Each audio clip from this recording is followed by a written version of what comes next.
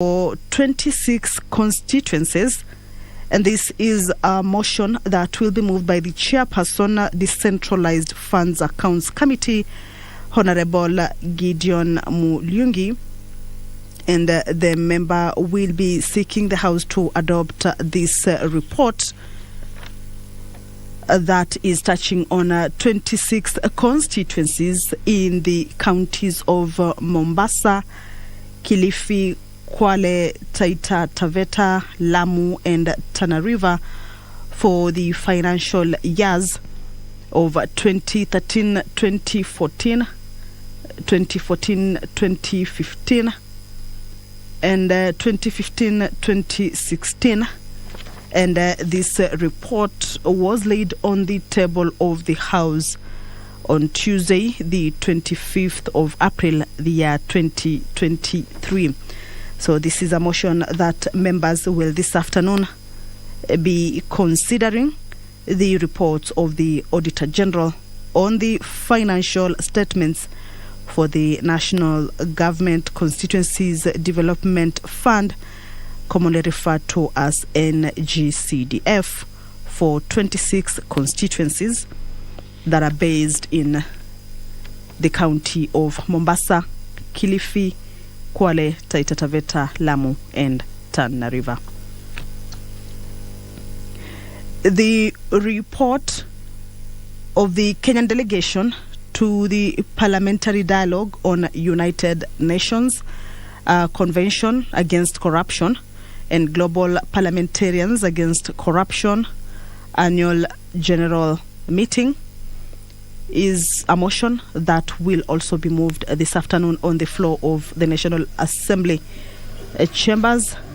It will be moved by the leader of the delegation, and the member will be seeking the House to note that the report of the Kenya delegation to the Parliamentary Dialogue and United Nations Convention Against Corruption and Global Parliamentary Against Corruption Annual General Meeting held in Doha, Qatar from 8th to 9th of 2023 March, that was laid on the table of the House on Wednesday, 26th April, the year 2023.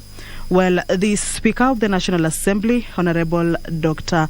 Moses Wetangula, is in the chambers.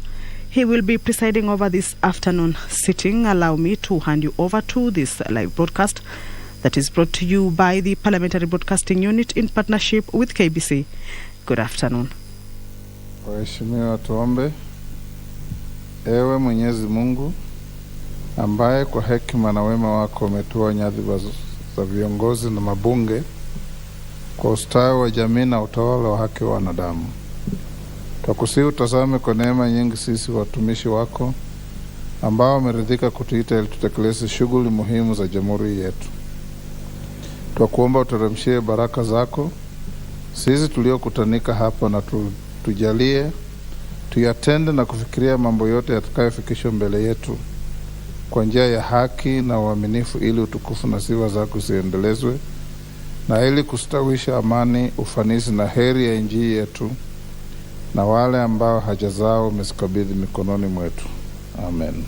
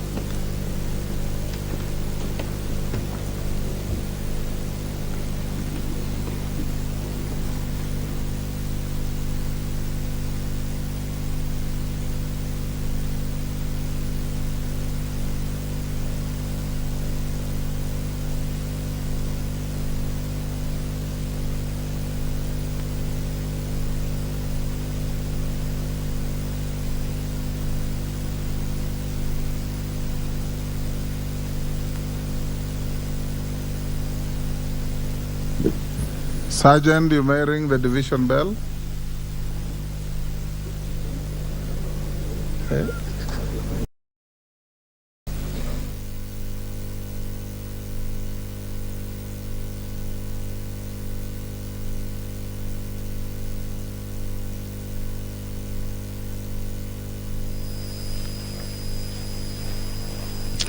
Well, the standing order of the National Assembly Standing Order 34 that talks on the quorum at the commencement of the House indicates that a quorum of the House or of a committee of the whole House shall be 50 members.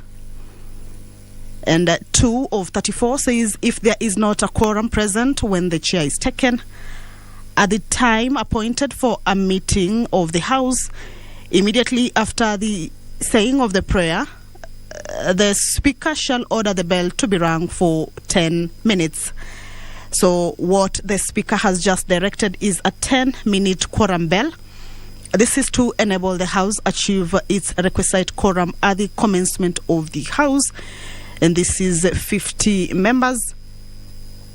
So currently is a quorum bell, and once the number is achieved, then the sergeant at arms will indicate or alert the Speaker, and the Speaker will call the House to order for the commencement of the House business. Standing Order 34-2 continues to say that the Speaker shall order the bell to be rung for 10 minutes, and if no quorum is present at the expiration of the 10 minutes, the Speaker may direct that the bell be rung for a further 5 minutes. And if there is still no quorum present, the Speaker shall adjourn the House forthwith to the next sitting. So currently, members within the precincts of the Parliament are expected to walk into the chambers. The quorum bell, of course, is to give room for those who are yet to get into the chambers to be able to walk in and enable the House achieve its requisite quorum and allow the business to kick off. So we will be watching to see whether the 50 quorum number is achieved, and the business will, with no further delay, begin. Well, as you can see, the Sergeant at Arms has just indicated that the quorum has been achieved. So allow me to hand you over to this live broadcast that is brought to you by the Parliamentary Broadcasting Unit in partnership with Kenya Broadcasting Corporation. Good afternoon. My name is Kamche Menza.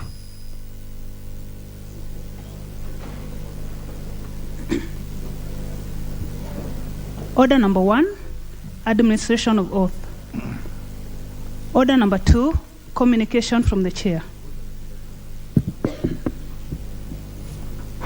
Honorable members, I wish to introduce to you a delegation from the National Assembly. Honorable Ruku. Order. Honorable members, it's decent if you want to take calls. There are rooms behind the Speaker's seat. There are also some rooms out there where you can go and take calls. It's better that way. Honorable members, I wish to introduce to you a delegation from the National Assembly of the Republic of Zambia who are seated in the Speaker's row. The delegation comprises, when I call your name, honorable visitors, you may stand to be acknowledged.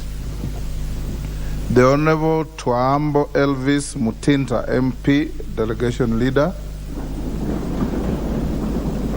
The Honorable Sibongile Mwamba, MP. The Honorable Elias Daka, MP. The Honorable Hudson Mabeta, MP. The Honorable Davis Kisopa, MP. The Honorable Akleo Ives Aaron Danda, MP. The Honorable Tyson Simuzingili, MP. The Honorable Alex Katakwe, MP. The Honorable Golden Mwila, MP. The Honorable Chrysosta Firi Halwindi, MP. The delegation is accompanied by Mr. Alvin Himululi, Secretary to the delegation. Honourable members, the delegation, which is drawn from the Committee on Education, Science and Technology of the National Assembly of Zambia, is in the country on a study visit to our parliament. Specifically, the delegation seeks to share and learn best practices on the legal and policy framework supporting the free education policy in Kenya. Honourable members, on my own behalf and that of the House, I wish to welcome them to the National Assembly and wish them fruitful engagements with their counterparts. Thank you.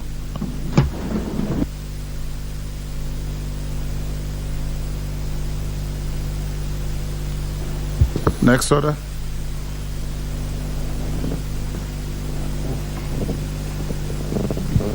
Order number 3, messages. Order number 4, petitions. Order number 5, papers. Majority Leader.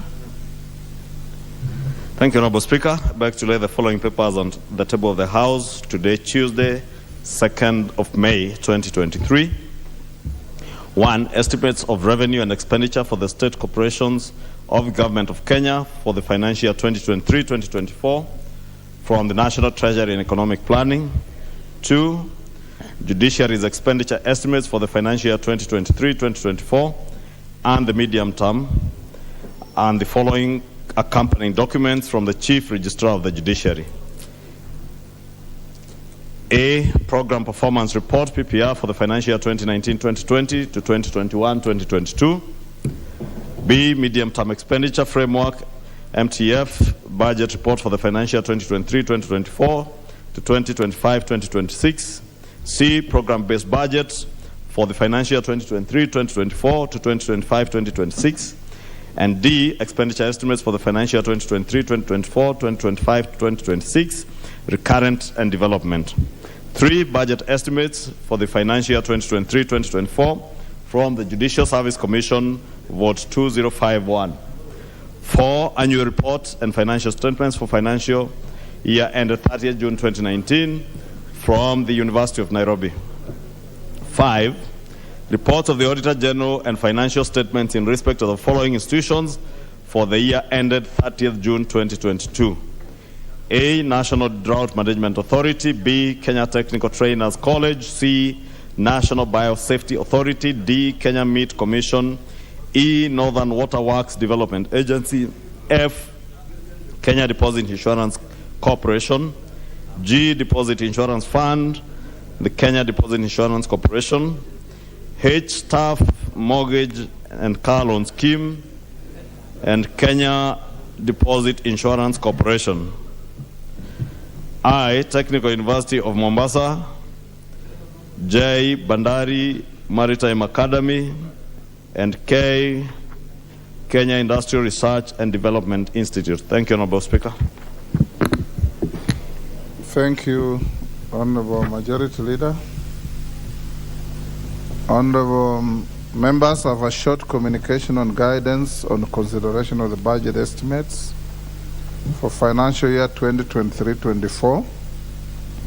Honourable members, Article 221 of the Constitution, as read with the Section 39 of the Public Finance Management Act 2012, requires the National Assembly to consider the estimates of revenue and expenditure of the national government, Parliament, and the judiciary for each financial year. These estimates, once approved by the National Assembly, form the basis for the Annual Appropriation Act. Honourable members, as you may be aware, the estimates have since been submitted and tabled before the National Assembly as required by the law. Consequently, and pursuant to the provisions of Standing Order 235, the estimates now stand committed to respective departmental committees to consider and make recommendations to the Budget and Appropriations Committee within 21 days. The departmental committees are required to engage with the relevant stakeholders to ensure the participation of all players in the process. Honourable members, it should be noted that the Budget and Appropriations Committee is required to discuss and review the budget estimates and make recommendations to the House, taking into account the recommendations of the departmental committees, the views of the Cabinet Secretary for the National Treasury, and the general public. Honorable members, noting the importance of the budget-making process, the respective committees are required to urgently commence the consideration of the estimates. I'm aware that the clerk has made appropriate arrangements to facilitate committees to carry out this important mandate. Indeed, members will note that the House is scheduled to proceed for recess this week to allow committees to embark on this activity. I therefore encourage members to actively participate in the exercise to ensure that their views and those of their electorate are incorporated in the final national budget. The House is accordingly guided. I thank you. Next order. Yes, Majority Leader. Thank you, Honorable Speaker, for your indulgence. Honorable Speaker, following that communication, I think, Honorable Speaker, is important. I was just scanning through the House, and I think I can count not more than 5 or 6 of our committee's chairs. Honorable Speaker, as we expressed in the House Business Committee, it's becoming a matter of concern now that chairs of committees are not in the House, not at the time the House rises.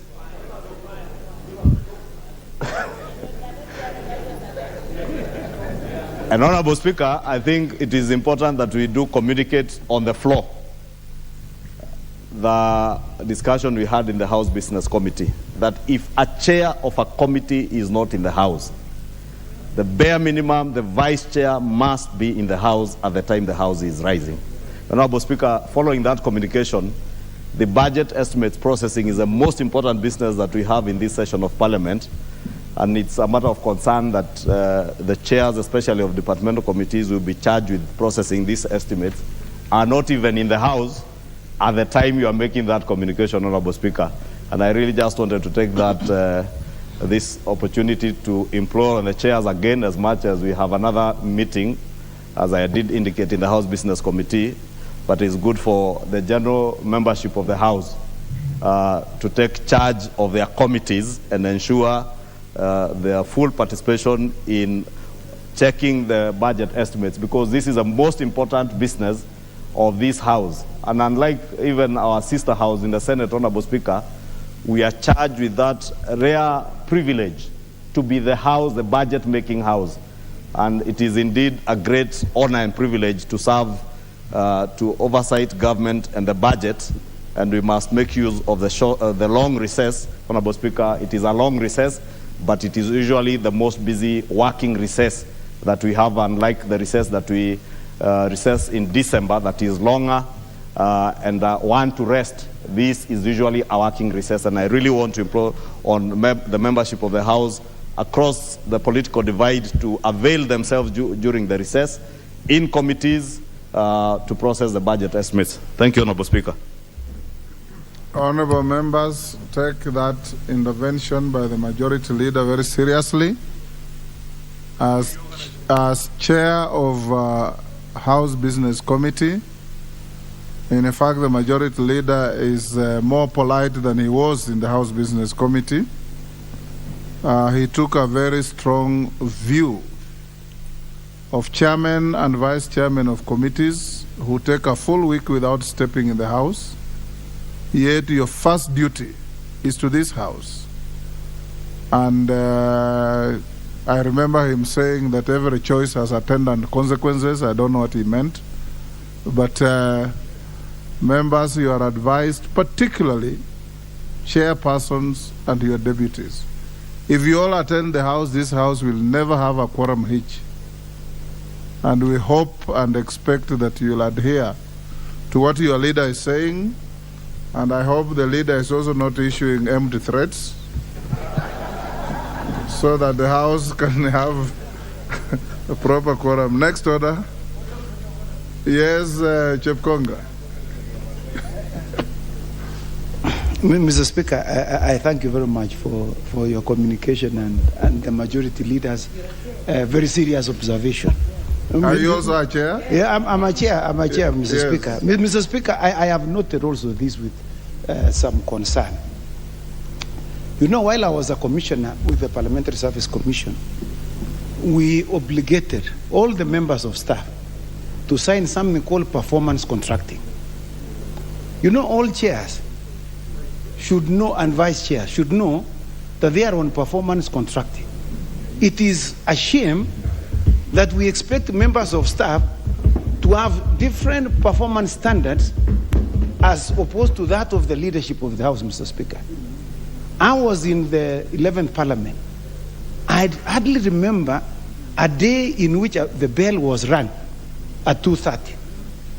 At 2:30, Mr. Speaker. It doesn't matter whether we are not being paid sitting allowance. Sitting allowance was just a small amount of money, Mr. Speaker. If you look at the amount of salary that we negotiated as commissioners in the last Parliament, Mr. Speaker, that covers even including the sitting allowance, Mr. Speaker. So we have no reason why we should not make this as our business number one. We are elected to legislate. We are legislated to do oversight. And this is the place where we do all those things, Mr. Speaker. So I totally support, and Mr. Speaker, we used to have something we used to mark to show the attendance of members who was the best debater.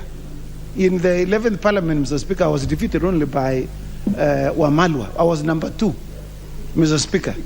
I think the same ranking should be, we should restore the same ranking so that we can show members who have been coming, who have been in attendance, and we mark them, and the constituents would know. Let them not shout at us, Mr. Speaker. They are here because they were elected to be here. So anybody who is shouting at us should not be here, Mr. Speaker. So I support wholeheartedly the majority leader. I thank you, Mr. Speaker. Yes, Honorable Ruku. Who else? Awesome. Thank you, Mr. Speaker. Thank you, Mr. Speaker. Yes, sir. This is a very important arm of government. And for us to be able to change the situation of this country, Mr. Speaker, the Parliament, and more so the National Assembly, must be able to praise law. And if we have chairmen who are not able to be actively involved in the matters of this House, so that we can be able to steer this country in the most appropriate way, Mr. Speaker, then I think it is important for the House Business Committee to reorganize these committees, and some of us are willing to serve in those committees as chairman, Mr. Speaker. Thank you. Hassan, Honorable Hassan of Kamkunji. Thank you, Mr. Speaker. I must say that I was rather surprised by the comment of Mheshimiwa Chipkonga, because I served both in the 10th and the 11th Parliament, and I don't remember any competition among members of Parliament. But he has a point, in the sense that I think there is a general lethargy, there's a general lack of commitment, particularly among the younger, newer members of Parliament, some of them who have been saddled with the responsibilities. Honorable members, when a member is on a point of order, no other member can rise on another point of order. Some of these new guys have been saddled with chairmanships and vice chairmanship positions, of which they do not have the experience and the weight to be able to carry it into the House.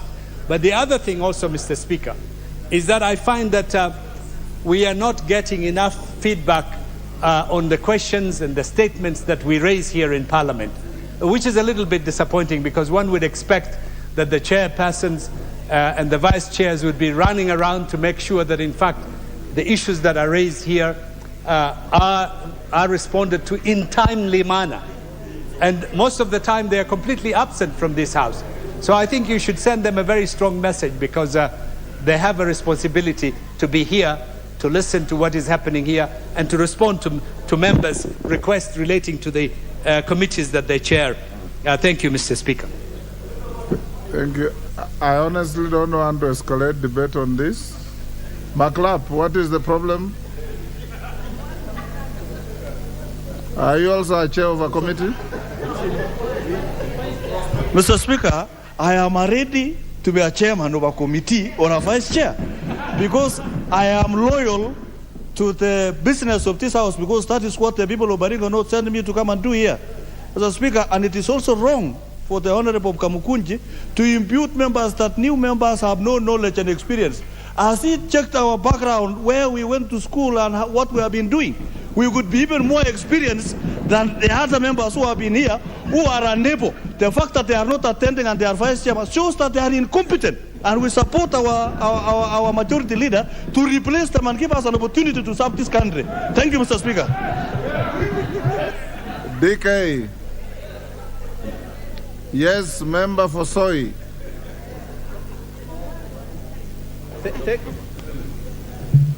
There is a mic next to you.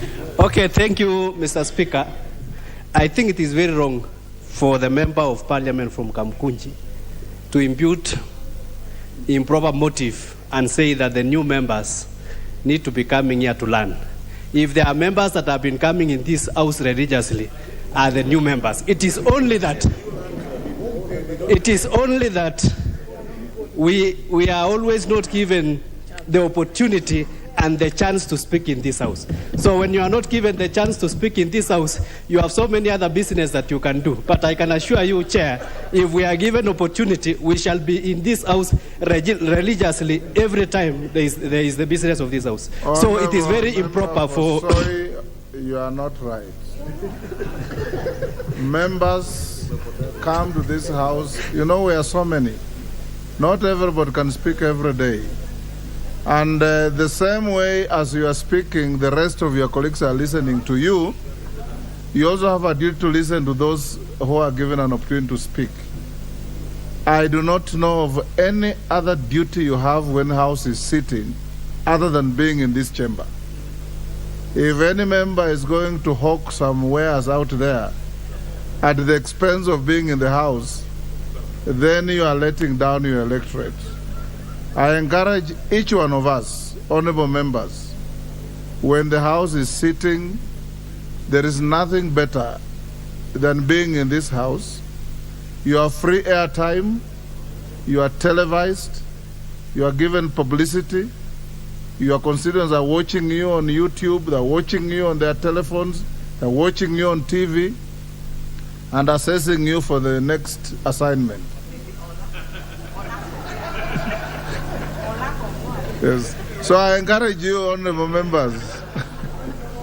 Yes, Mwenje. Thank you, Honorable Speaker.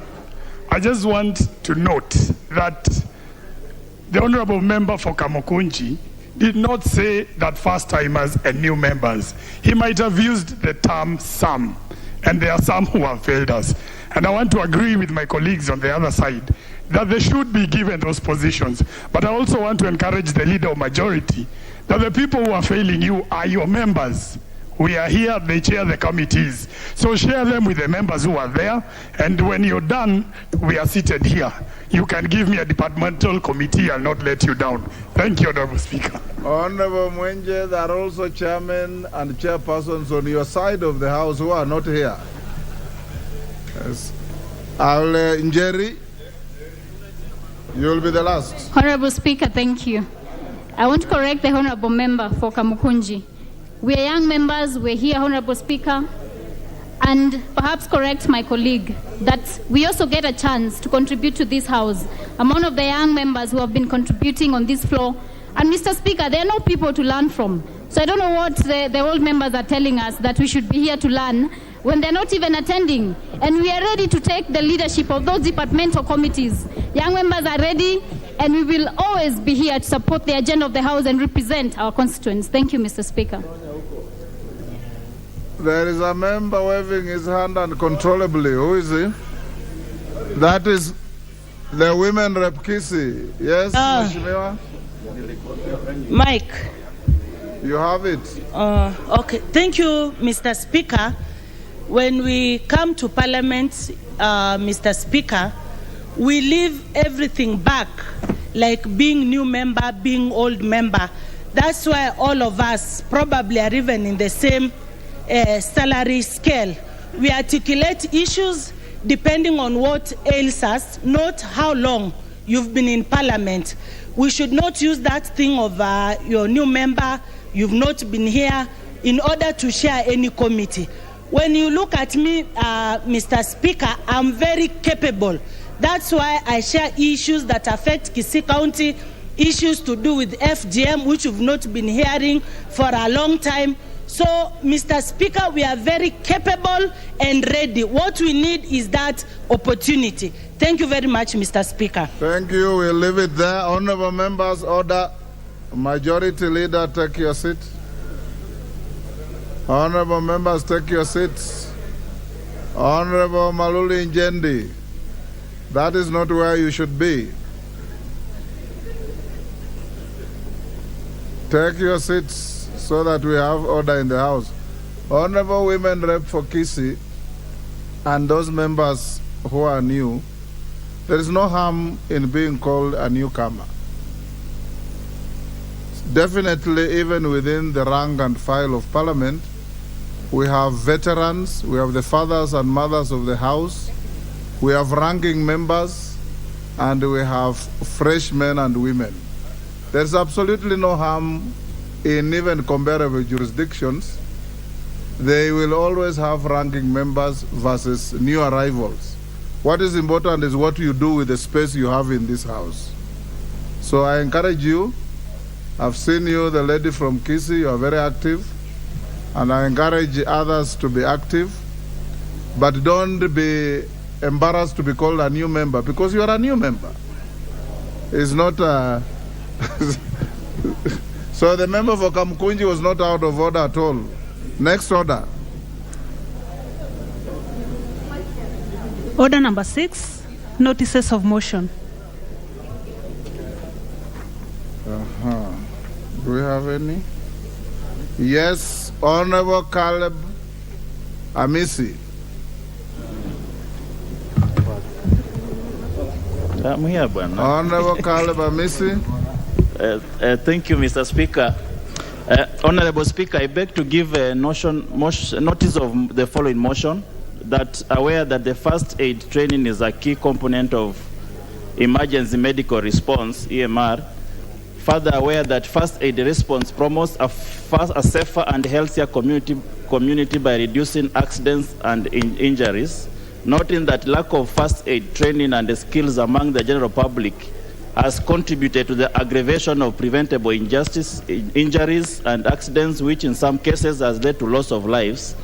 Further noting that the current education system does not include first aid training as a compulsory subject in the curriculum, which deprives students of essential knowledge and the skills necessary for their personal safety and that of persons around them.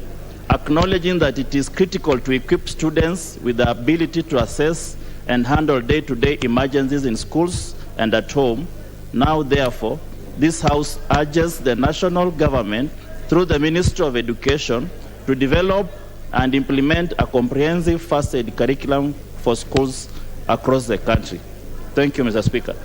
Thank you, Honorable Amisi. Next order. Order number 7, questions and statements. Honorable Silvanos Osoro.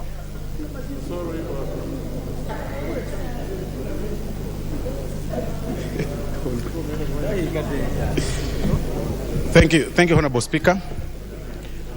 Honorable Speaker, pursuant to the provisions of Standing Order number 43, I wish to express my deep concern over the recent closure of Nduru Level 5 Hospital in South Mugrango constituency that is within Kisii County, and its devastating impact on the residents of Kisii who depend on this critical health care facility.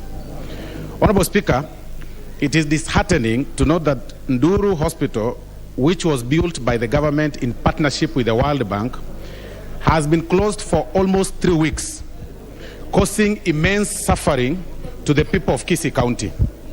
Honorable Speaker, on 12th of April 2023, the county government sought to transfer medical equipment from the hospital to a different healthcare facility, but members of the local community protested the move by the county government to transfer equipment outside of the sub-county. The incident, Honorable Speaker, resulted in some of the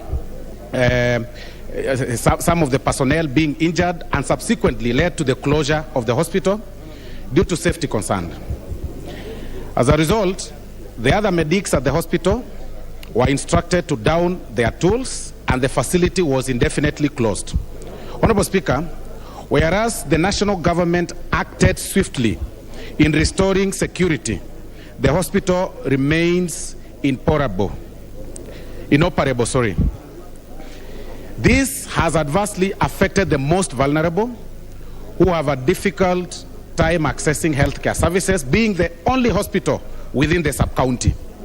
It is imperative that the county government works with the national government to ensure the reopening of the hospital and the resumption of medical services as soon as possible. Honorable Speaker, the national government recognizes the critical role that the healthcare workers play in our society and has provided the necessary security and the support needed to carry out their duties. Honorable Speaker, action has been taken by the national government to restore security in the area, and I therefore implore on the county government to prioritize the health of our citizens and take prompt action to address the hospital's prolonged closure. Thank you, Honorable Speaker. Thank you, Honorable Soro. I have a request by a few members to comment on this. The first one is Mother Wangari. She's walked out. Chikati Dr. MP Tongaren.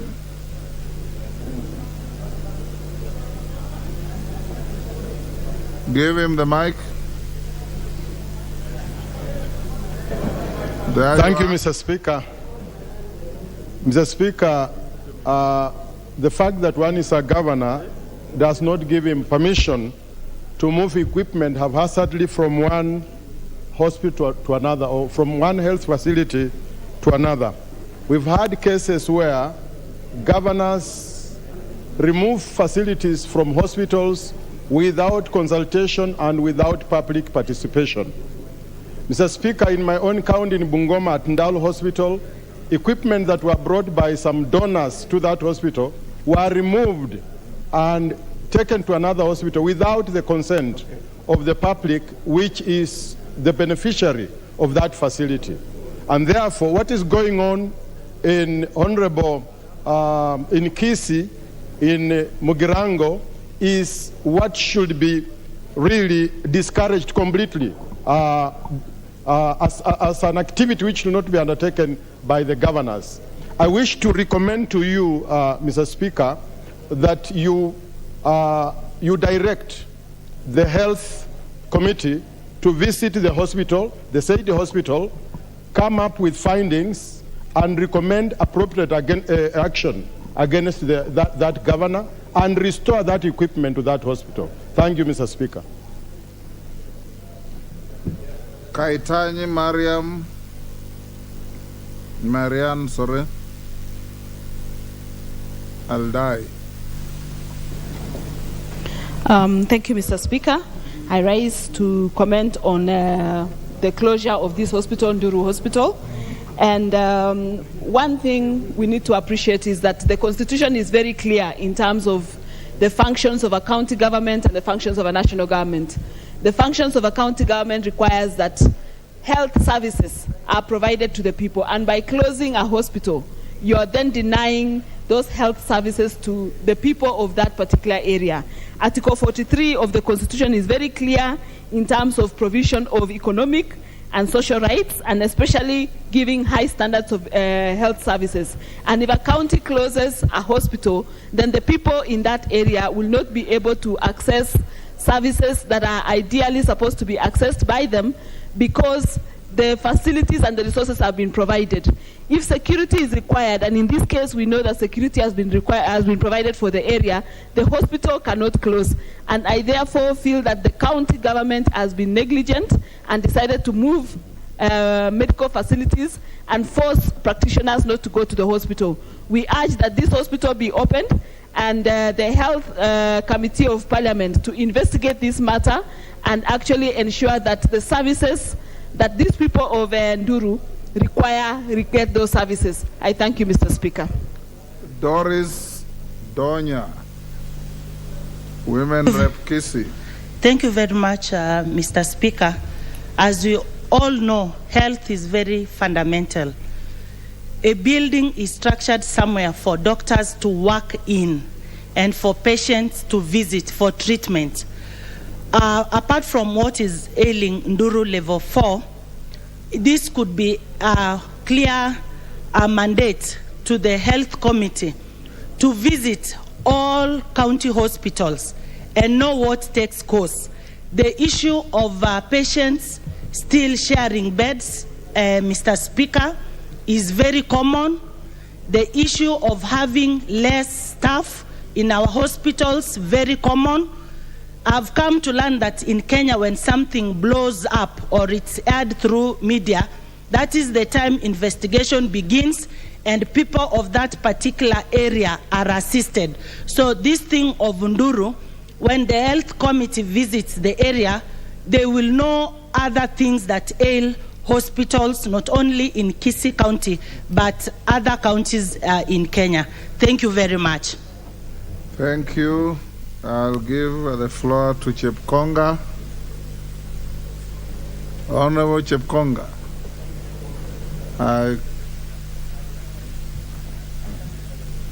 Had you queued in to speak to this statement by Osoro? I see your name here. Okay, forfeit the chance. Yes. You look at C. Yeah. Can you pass me, then I'll come back. I was talking to the Honorable, my neighbor.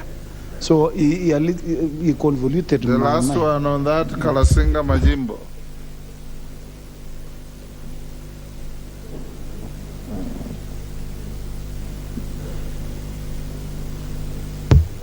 Thank you very much, Mr. Speaker. Mr. Speaker, I also want to comment on this, if I may call it a rock governor, Mr. Speaker. Mr. Speaker, you don't have to go to the level of you being a governor and vandalizing the instruments that assist the people that you govern, Mr. Speaker. Mr. Speaker, I would urge that you give the direction and the harsh direction that this governor appears before the Committee for Health and explains why, Mr. Speaker, priorities were put in Hospital 1 and he puts it in Hospital 2, Mr. Speaker. And the stoppage, the time the hospital has stopped, patients, Mr. Speaker, suffering. So, Mr. Speaker, I want to thank the member, Honorable Osoro, for bringing this issue here, and immediate action has to be taken, Mr. Speaker, for us to see that the people are given the due the services they deserve, Mr. Speaker. Thank you, Mr. Speaker. Thank you. Next order. Order number 8, motion, report of the proceedings of the first ordinary session of the 6th Pan-African Parliament. Question to be put. Order, honorable members. Order, honorable. Who is the member greeting others? Please take your seat, Wakili.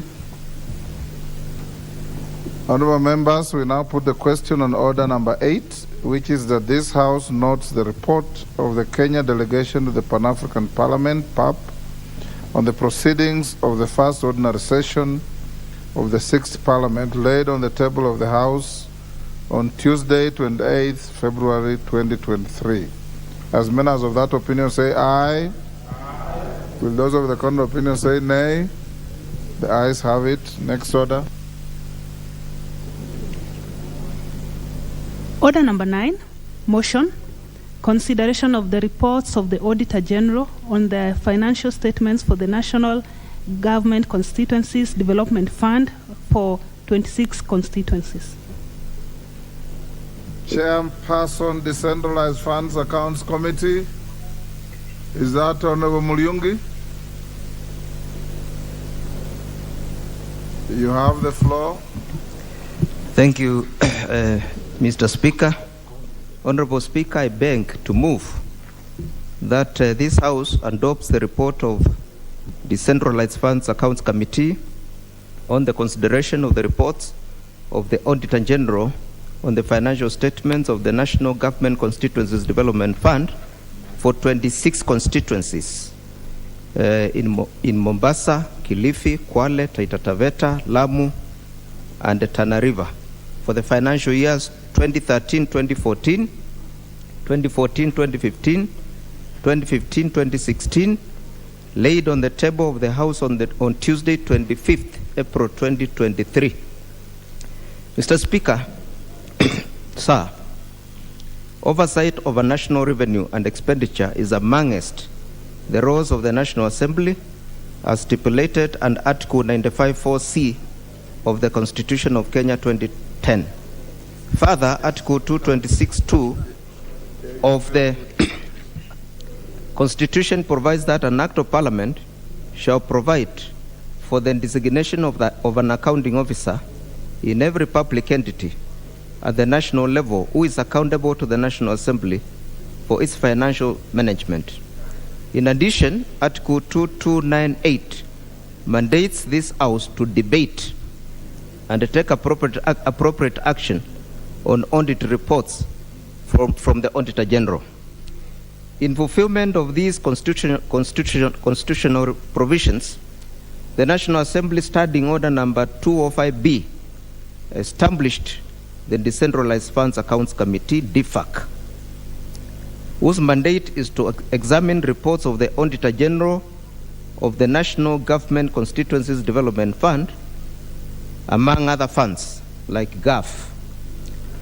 Mr. Speaker, sir, the predecessor committee, Special Funds Accounts Committee, SPAC, in the 12th Parliament prepared the 11th report of the audited financial statements of the National Government Constituencies Development Fund for 26 constituencies in the counties of Mombasa, Kilifi, Kwale, Taita Taveta, Lamu, and Tana River for the financial years 2013-14, 2014-15, and 2015-16, after receiving evidence from the Chief Executive Officer of the National Government Constituencies Development Fund and the fund account managers of the fund. The Special Funds Accounts Committee tabled its report on the 2nd of December 2021. However, it was not debated by the 12th Parliament. For this reason, the Decentralized Funds Accounts Committee, DFAC, which is a successor of SPAC, in its 7th sitting held on 28 February 2023, resolved to revive the matter from the exit report of SPAC by considering the report with a view to present it to the 13th Parliament for consideration and adoption, which I'm doing today. Mr. Speaker, sir, Madam Speaker, I didn't know there was a changeover. Madam Speaker, the committee considered the report in 3 sittings that were held on the 28th of Feb 2023, 16th of March 2023, and 11th of April 2023. The report highlights what was previously examined and tabled before the House by SPAC in the 12th Parliament. The committee reviewed the queries, observations, and recommendations from each constituency. In its sitting held on Tuesday, 11th April 2023, the DPAC committee unanimously adopted the report without amendments. Overview of the report. Madam Speaker, this report highlights what was previously examined and tabled before the House by SPAC in the 12th Parliament. The committee reviewed the audit queries, observations, and recommendations from each constituency, proposing course of action in response to matters raised by the Office of the Auditor General. The SPAC, in its 11th report, subsequently adopted by DPAC, made specific observations and recommendations arising from the audit queries regarding 11 constituencies, namely Likoni, Kisahuni, Nyali, Jomfu, Bura, Lamu West, Taveta, Mwatate, Nganze, Kilifi North, and Malindi. It recommended that investigations of some issues by competent agencies against specific officers of the NGCDF. In addition, the NGCDF board was tasked to follow up on some issues mentioned in the report. In 15 constituencies, which I've mentioned, in 15 constituencies, namely Muvita, Changamwe, Musambweni, Lungalunga, Matunga, Kinango, Garsen, Galole, Lamu East, Udanyi, Voi, Kaloleni, Kilifi South, Mangarini, and Rabai, the committee made observations and recommendations that relate to policy issues, non-compliance with existing laws, and non-adherence to the International Public Sector Accounting Standards Framework, IPSAS. The section on general observations and recommendations captures issues regarding bookkeeping, preparation and accuracy of financial statements, compliance to reporting standards, and accuracy of the financial statements, standardization of projects and late disbursements of funds, compliance with the audit cycle timelines, non-remittance of statutory deductions, compliance on the use of emergency funds, and reallocation of funds without approval. The report makes recommendations to address the issues raised, some of which I beg to highlight in this report. General observations and recommendations that cut across 26 constituencies. Madam Speaker, having considered the audited financial statements, the committee made the following general observations and the recommendations that cut across the 26 constituencies. Number 1, late disbursement and underutilization of funds. Madam Speaker, the committee observed that there was underutilization of funds in different constituencies due to late disbursement of funds by the board and the National Treasury, hence rollover of funds from the subsequent years due to late receipts. That is like what is happening now. 2 months before the end of the financial year, the Treasury is yet to release over 60% of the constituency's fund. The committee recommends that the National Treasury ensures timely disbursement of funds to the National Government Constituencies Development Fund Board for immediate release to the constituencies. 2, the Cabinet Secretary for Treasury shall submit to the National Assembly constituencies quarterly exchequer disbursements schedule, not later than the 15th day of the end of each quarter. Number 2, bookkeeping, preparation and accuracy of the financial statements. The committee observed that the bookkeeping and preparation of financial statements is a big challenge in almost all the constituencies' offices. Recommendations. The committee recommends that the National Government Constituency Development Fund Board strengthens the constituencies' offices by establishing treasury units to serve the constituencies. Currently, constituencies are served by the DC's treasury unit. Number 2, compliance to reporting standards and accuracy of the financial statements. The committee observed that fund account managers experience challenges in adopting to the International Public Sector Accounting Standards, IPSAS, reporting framework in the preparation of the financial statements. Recommendations. The NGCDA board should conduct continuous capacity building on financial reporting standards for constituency committees and PMCs to improve quality of reporting and enhance compliance. Number 2, the NGCDA board should consider employing qualified accountants for the constituency's offices beginning financial year 2022-23 within the 5% administrative allocation of the board. This will strengthen the maintenance of books of accounts, preparation of financial statements, and the timely submission of the statements and documents to the auditors by the constituencies' offices. Number 3, standardization of the NGCDF construction projects. The committee observed that there were inconsistencies in design, cost, and the quality of similar projects across the constituencies in coastal region.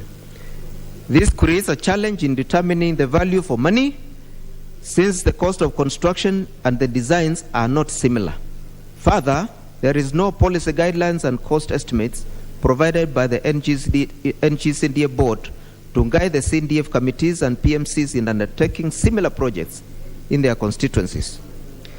The committee recommends that, number 1, the NGCDF board fast tracks the recruitment of independent quantity surveyors and architects to address the inconsistencies in the projects across the constituencies. Number 2, the accounting officer ensures that all projects undertaken by NGCDF are branded, including the year of funding and the photographs taken during the handing over to by the contractor and commissioning as evidence of ownership of the project. 3, within 3 months of the adoption of this report, the NGCDF board initiates the development of an overarching policy guidelines that include designs and the cost estimates for NGCDF projects. Number 5, reallocation of funds without approval by the NGCDF board. The committee observed that some fund managers implemented projects and reallocated funds without seeking prior approval from the NGCDF board. This was in contravention to Section 6.2 and Section 31 of the NGCDF Act 2015. The Act provides reallocation of funds during the financial year must at all times be within the approval of the NGCDF board. The committee also noted that some National Government Constituency Development Fund committees had not engaged the services of a clerk of works as provided for in the NGCDF board guidelines. The committee recommends that, number 1, the NGCDF board takes administrative action against fund account managers that reallocated funds without the approval of the board, contrary to Section 6 of the NGCDF Act 2015, and then desist from political witch-hunting of MPs who are not signatories to the account. Number 2, the accounting officer ensures that all the fund account managers ensure compliance with Section 6.2 and Section 13 of the NGCDF Act 2015. Number 3, the accounting officers ensures that all fund account managers and PMCs consult and involve the relevant government departments during initiation, cost estimation, and implementation of the projects to ensure that priority projects are selected, adequate budgeting and quality works are provided in compliance with Section 46.1 of the NGCDF Fund Act 2015. Number 6, guidelines on the use of emergency funds. The committee observed that some of the projects funded using emergency funds did not meet the threshold set out in Section 8 of the NGCDF Act 2015. The committee recommends that within 3 months of the adoption of this report, the NGCDF board issues guidelines to all the constituencies and the PMCs clarifying the use of emergency funds. Number 7,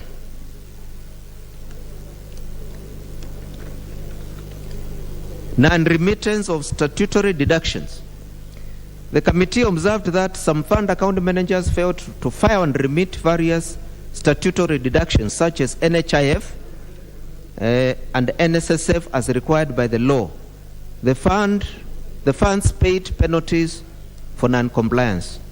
The committee recommends that, number 1, accounting officers should ensure that all accounting managers, fund account managers, comply with the National Social Security Fund Act and the National Health Insurance Fund Act, number 9 of 1998, and number 2, the accounting officer in liaison with KRA should put in place sensitization programs on taxation for the fund account managers and the PMCs with the aim of enhancing tax compliance. Number 3, the board should take administrative action against fund account managers who do not remit statutory deductions on time. Conclusion. Honorable Speaker, as I conclude, allow me to sincerely thank my fellow members of the committee for their great sacrifice and many hours that they put to come up with this report. My appreciation also goes to the predecessor committee, Special Funds Accounts Committee, who prepared the 11th report of the audited financial statements for the National Government Constituency Development Fund for the 26 constituencies in the counties of Mombasa, Kilifi, Kwale, Taita Taveta, Lamu, and Tana River for the financial years 2013-14, 2014-15, and 2015-16. I would also wish to thank your office and that of the clerk for the great support for the committee. May I also extend committee appreciation to the office of the Auditor General and the National Treasury and that of the Chief Executive Officer of the NGCDF Board for availing necessary information that was required, which enabled the committee to finalize this report in time. I therefore call upon members to support this report. I beg to move and I request Honorable Dorothy Kiara, MP, to second the report. Thank you, Madam Speaker.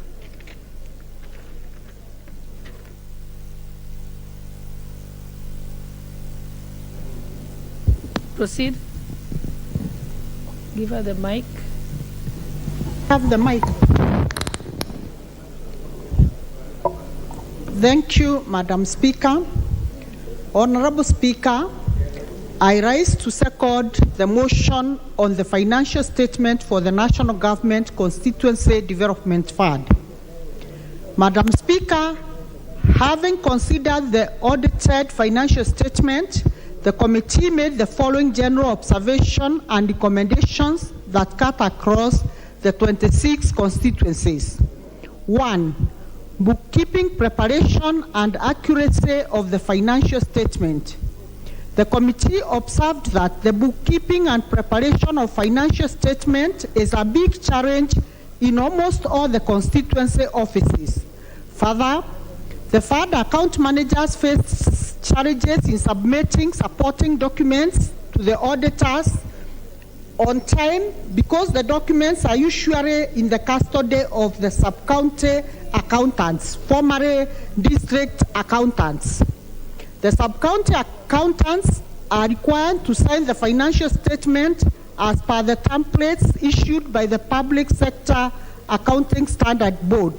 However, they did not undertake this responsibility and more often than not did not cooperate with the fund accounting managers during the audit to ensure timely submission of documents for audit review. Further, Madam Speaker, the delays in the preparation of complete financial statements are also attributed to the lack of adequate capacity at the constituency national government constituency development offices. The sub-county treasurers, formerly district accountants, in charge of maintaining books of accounts for all national government offices, and the sub-county is also maintaining accounting records and various supporting documents of the fund at the constituencies. Madam Speaker, the committee went further and recommended the following. 1. The National Government Constituency Development Fund Board strengthens the constituency offices by establishing treasury units that serve the constituency. Madam Speaker, number 2, compliance to reporting standards and accuracy of financial statements. The committee observed that fund account managers experience challenges in adapting to the international public sector accounting standards. reporting frameworks in the preparation of financial statements.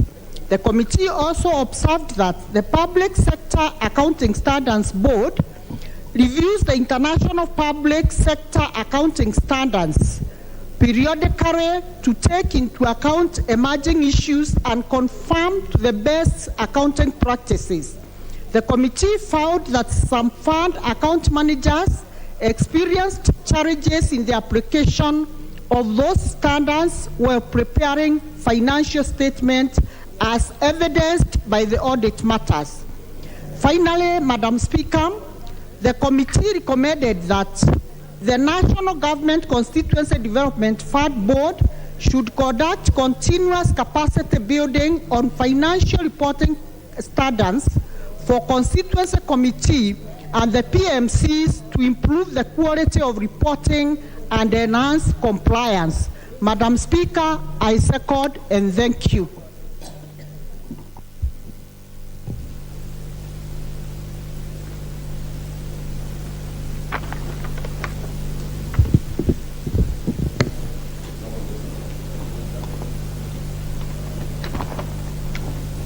Honorable members, I propose the question that this House adopts the report of the Decentralized Funds Accounts Committee on the consideration of reports of the Auditor General on the financial statements for the National Government Constituencies Development Fund for 26 constituencies in the counties of Mombasa, Kilifi, Kwale, Taita Taveta, Lamu, and Tana River for the financial years of 2013-2014, 2014-2015, and 2015-2016, laid on the table of this House on Tuesday, 25th April, 2023.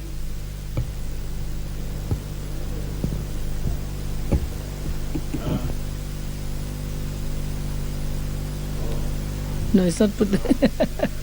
The Honorable Majority Leader.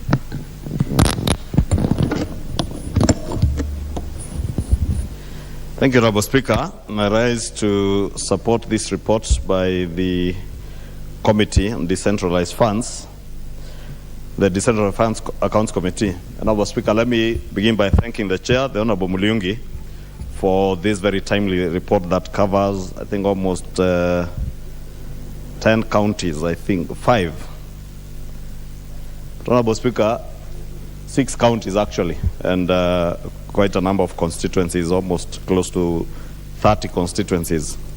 But Honorable Speaker, just as we are talking about the participation of chairs and vice chairs in the House, you know, it is good that when we are debating a report like this, that the members of those particular constituencies are also in the House.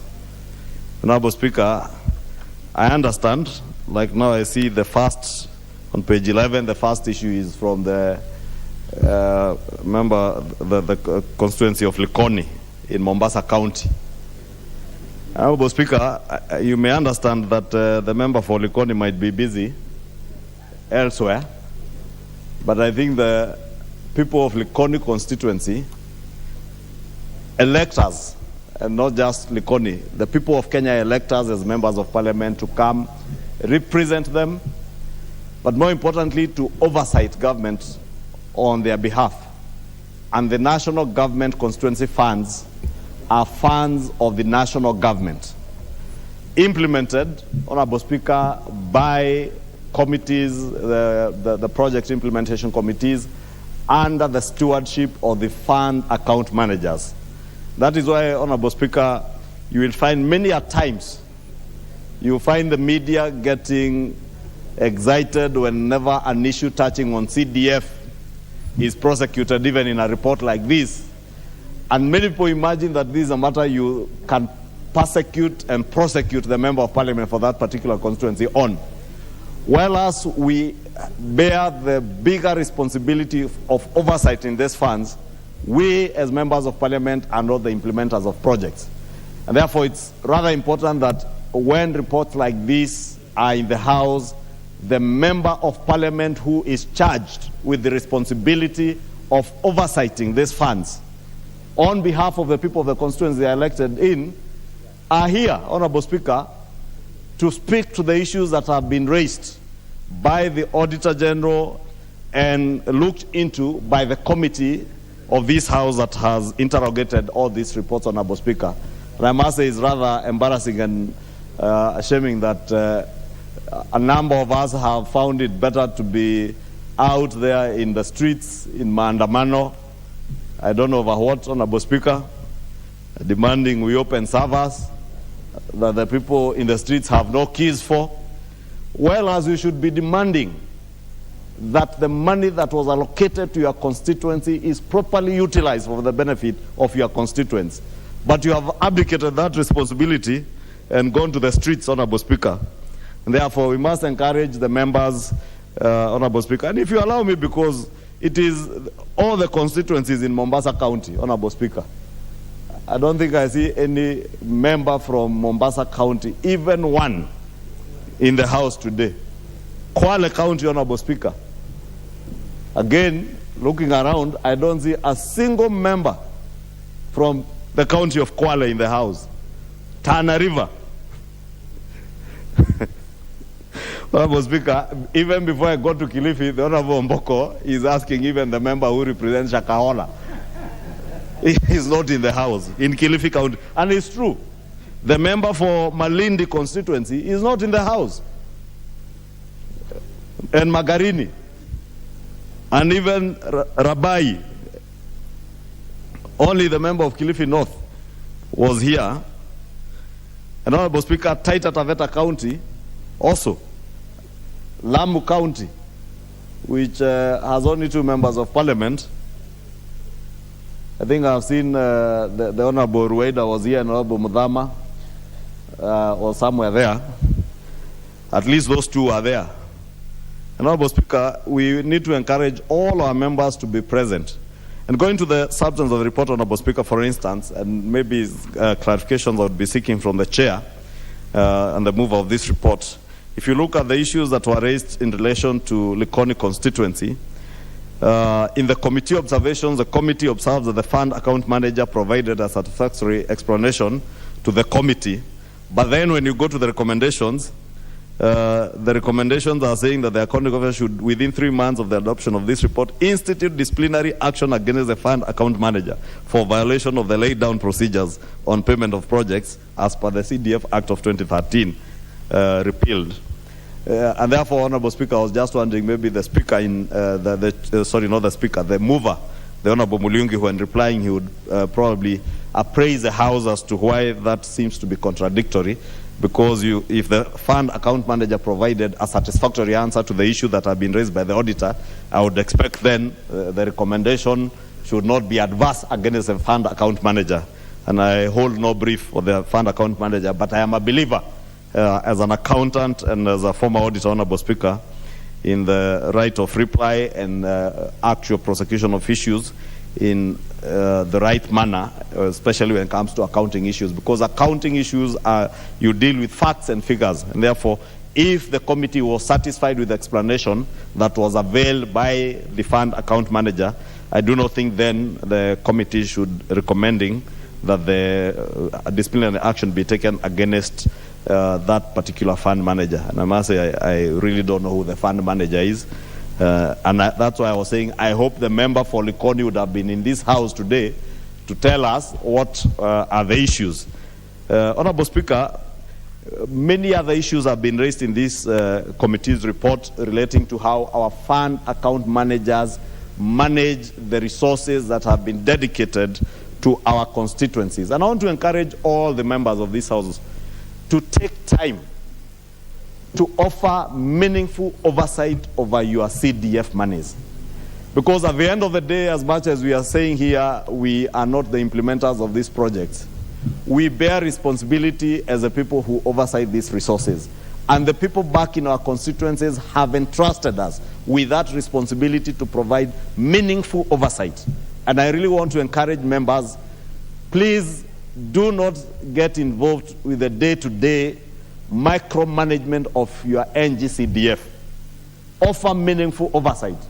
Because when you get engaged in the day-to-day running of your CDF in terms of micromanaging, then you become conflicted and you'll not be in a position then, and you lose to offer meaningful oversight, and you consequently lose the moral authority to even critique issues, avoid issues touching on procurement, allow due processes under the Public Procurement and Disposal Act of 2015 to take charge. Because I have seen, Honorable Speaker, in some constituencies, members of parliament insisting on directing who gets what contract, and that is none of our business, Honorable Speaker, as members of parliament.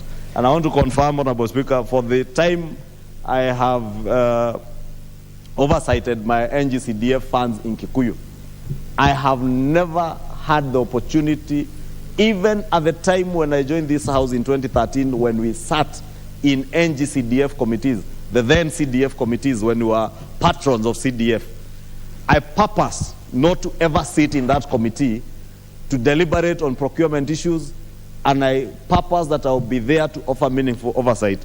And I believe the people of Kikuyu constituency have enjoyed my term as Member of Parliament from 2013 in being able to roll out development projects that have given value for money, because I have been there to offer proper and meaningful oversight over the committees that we elect to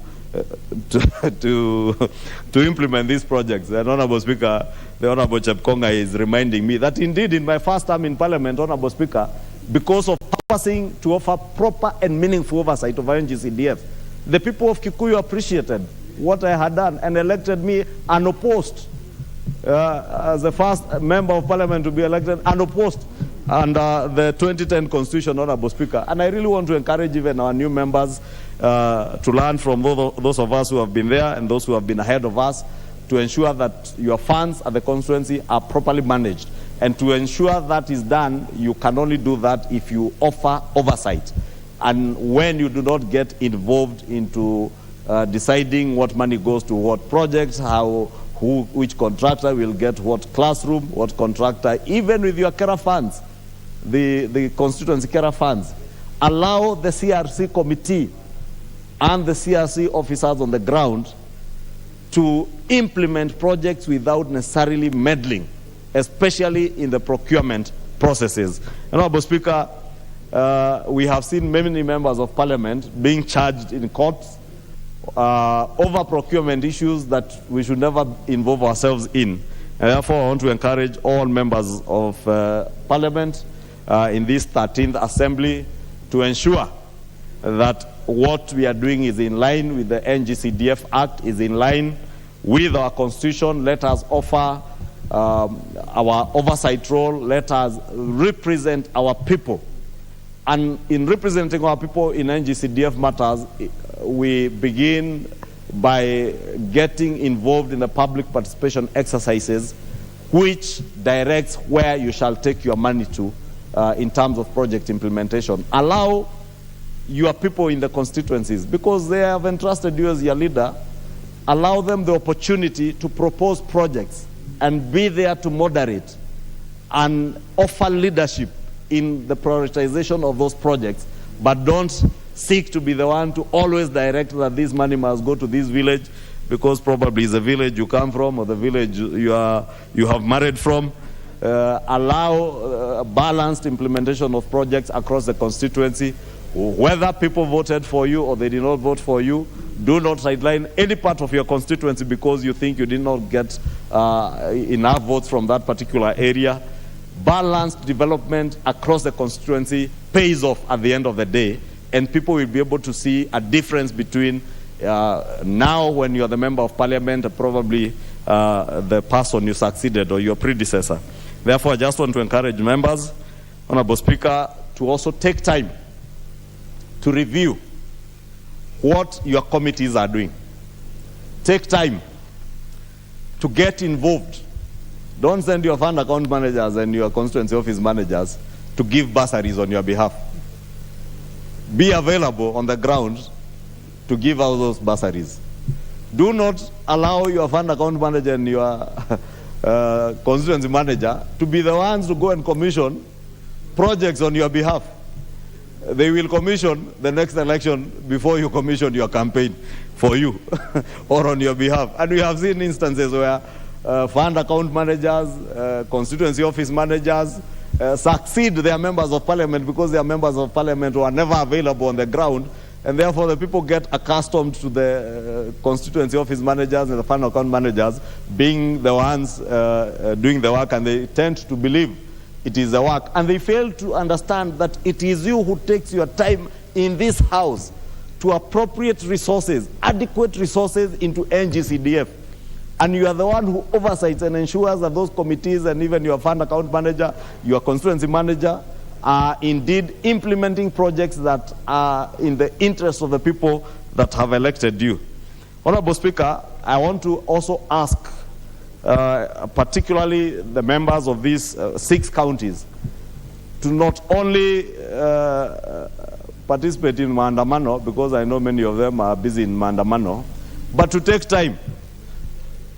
I see one of them has just walked in, I'm sure, and I understand them, Honorable Speaker, because they in Maandamano, in quotes, because many of them, I have seen them hovering around Parliament, but are afraid to appear on the floor of the House because they will be reprimanded for not having gone to the streets.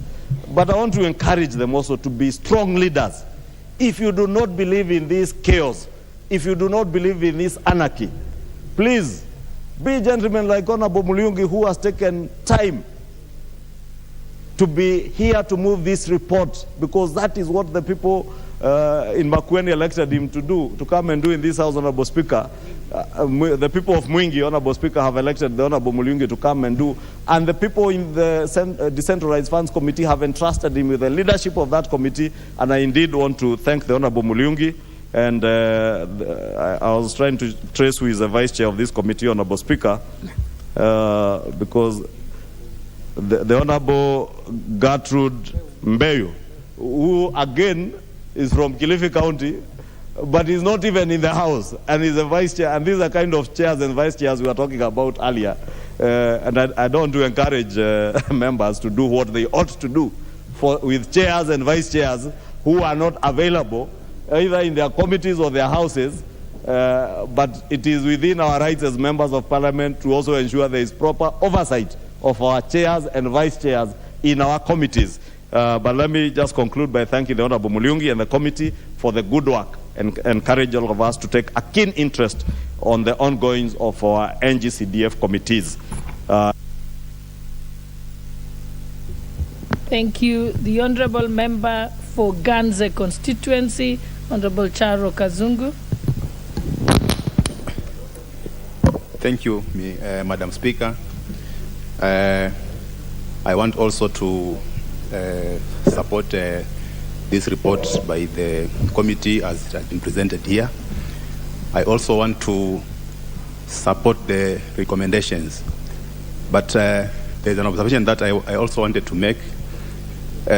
In the recommendation, the committee chair has said that they were proposing to have a standardized design for projects, and also the issue of costs to be standardized.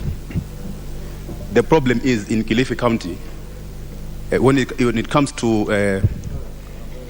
to building projects, all the materials are found in one area. All building materials, let's say blocks, and all the big hardwares are found in Kilifi Town. But Kilifi Town is very expensive. It's very expansive. It's very big.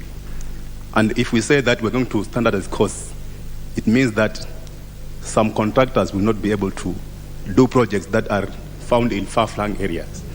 So much as I support this report, but I think we need to work on that recommendation, because if we say we're going to make everything standard, it means some projects in far-flung areas are not going to get contractors.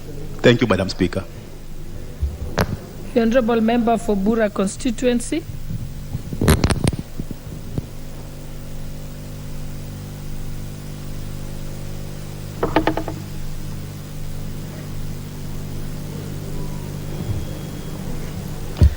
Thank you, Madam Speaker, for giving me this opportunity to contribute. I want to thank also the committee for the good work they have done.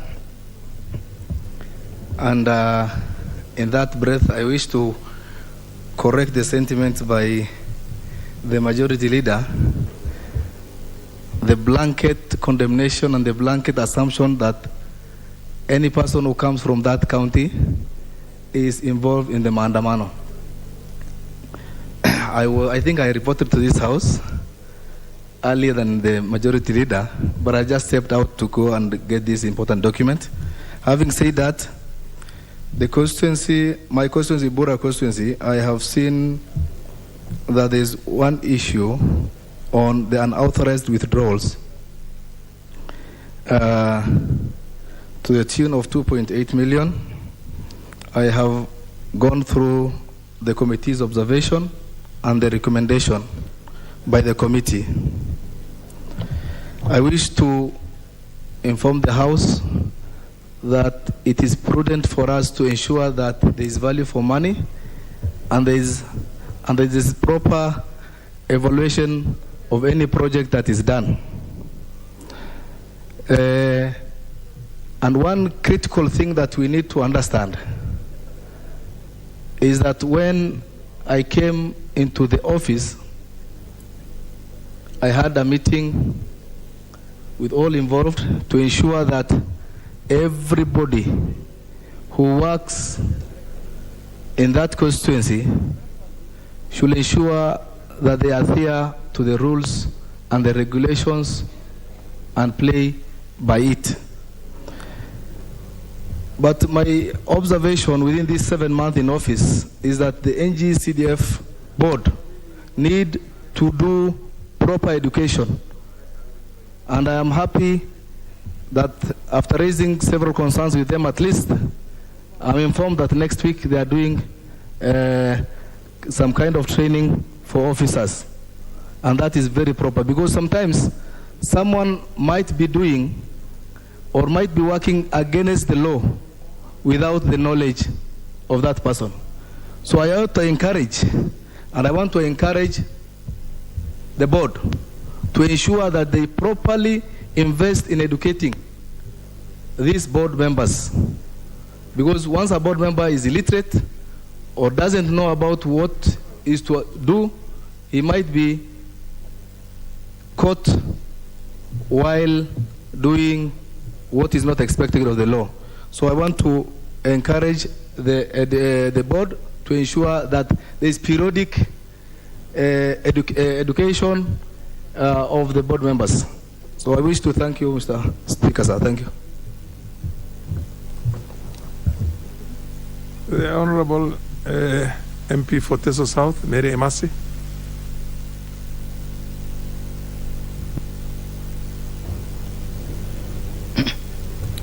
Thank you, Honorable Speaker, for the opportunity. I arise to support the report by the Auditor General. And Mr. Speaker, from the onset, my observation is that we are looking at the financial reports for the period 2013, 14, 15, 16. Mr. Speaker, we are in 2023. From 2013, that is 10 good years. Mr. Speaker, I'm the Vice Chair Budget and Appropriations Committee, and I was still the Vice Chair Budget and Appropriations Committee in the 11th Parliament. And I remember very well that the Auditor General did appear before our committee, and they requested for additional funding, citing challenges of underfunding, inability to hire more auditors for them to be able to give us timely reports, and many other challenges. And I remember vividly well, we did enhance the budget of the Controller and Auditor General. But Mr. Speaker, it's sad. I'm surprised that we are looking at reports 10 years later. This delays implementation of the recommendations, it delays corrections, and I think, Mr. Speaker, we should also be looking at the report of the Auditor General after the audit. This House did approve the procurement of of independent auditors to audit the Office of the Auditor General, so that we can be told what else is still ailing the Office of the Auditor General. Because this House needs to get reports early so that we can be able to action on them, so that action is taken in good time. But if we are going to get reports 10 years down the line, then I think that is an issue of concern to this House. Mr. Speaker, secondly, I also want to agree with some of the observations by the committee. In particular, the issue of delayed disbursements to NGCDF funding. And even looking at today, just this financial year, we are 3 months to the closure of the financial year. But members have not even received the half of the allocation to the constituencies. So this is a concern, and I think and I want to support the recommendation that National Treasury should give us a schedule of when disbursement will be made to the board and to the constituencies, so that we are able to get this money on time and we are able to implement our programs and projects in our various constituencies. Mr. Speaker, the issue of fund managers, I want to believe that the board does recruit or employ qualified fund managers. But when they say they are not able to comply with the International Public Sector Accounting Standards, then also that is an issue that seriously needs to be looked on, and I support the recommendations by the committee. And also when it comes to the presentation of the documents and efficiency in terms of processing and implementing our programs, there are serious delays as cited. Some of the accountants that have been posted by the National Treasury, I think, have a lot on their table. They are actually attending to all the departments, government departments within the sub-counties. So I think probably they have too much on their tables. And I think I would support the proposal that National Government Constituency Development Fund Board should be able to employ their own officers, surveyors, architects, accountants, so that then they are audited by the Auditor General, to be able to give us timely services in the constituencies to allow faster and efficient implementation of projects. Mr. Speaker, as I conclude, I also want to echo again some of the recommendations that have been given with respect to the issue of with respect to the issue of the management of these funds.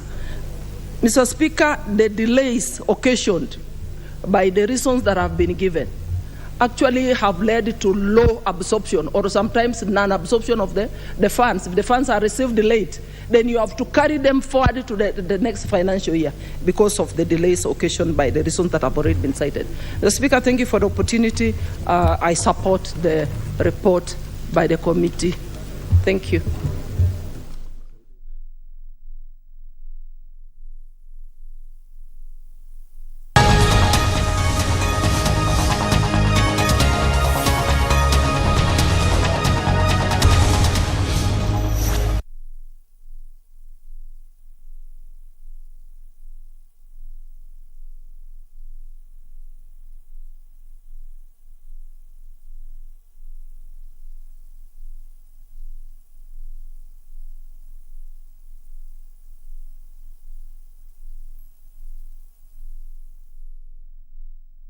Look at Ethiopian Airlines. How much profit have they made? They made $2 billion profit this year. Why is Rwanda Airlines doing well? Because the Ethiopians are the ones running Rwanda Air with Kenyans. So how can one airline make billions of dollars? If you were to change that into billions of dollars, you can see how much. All right? Our airline could most probably be paying our debts. You see an airline that is not making money. It is being run by Kenyans, yes, but every year we are making losses.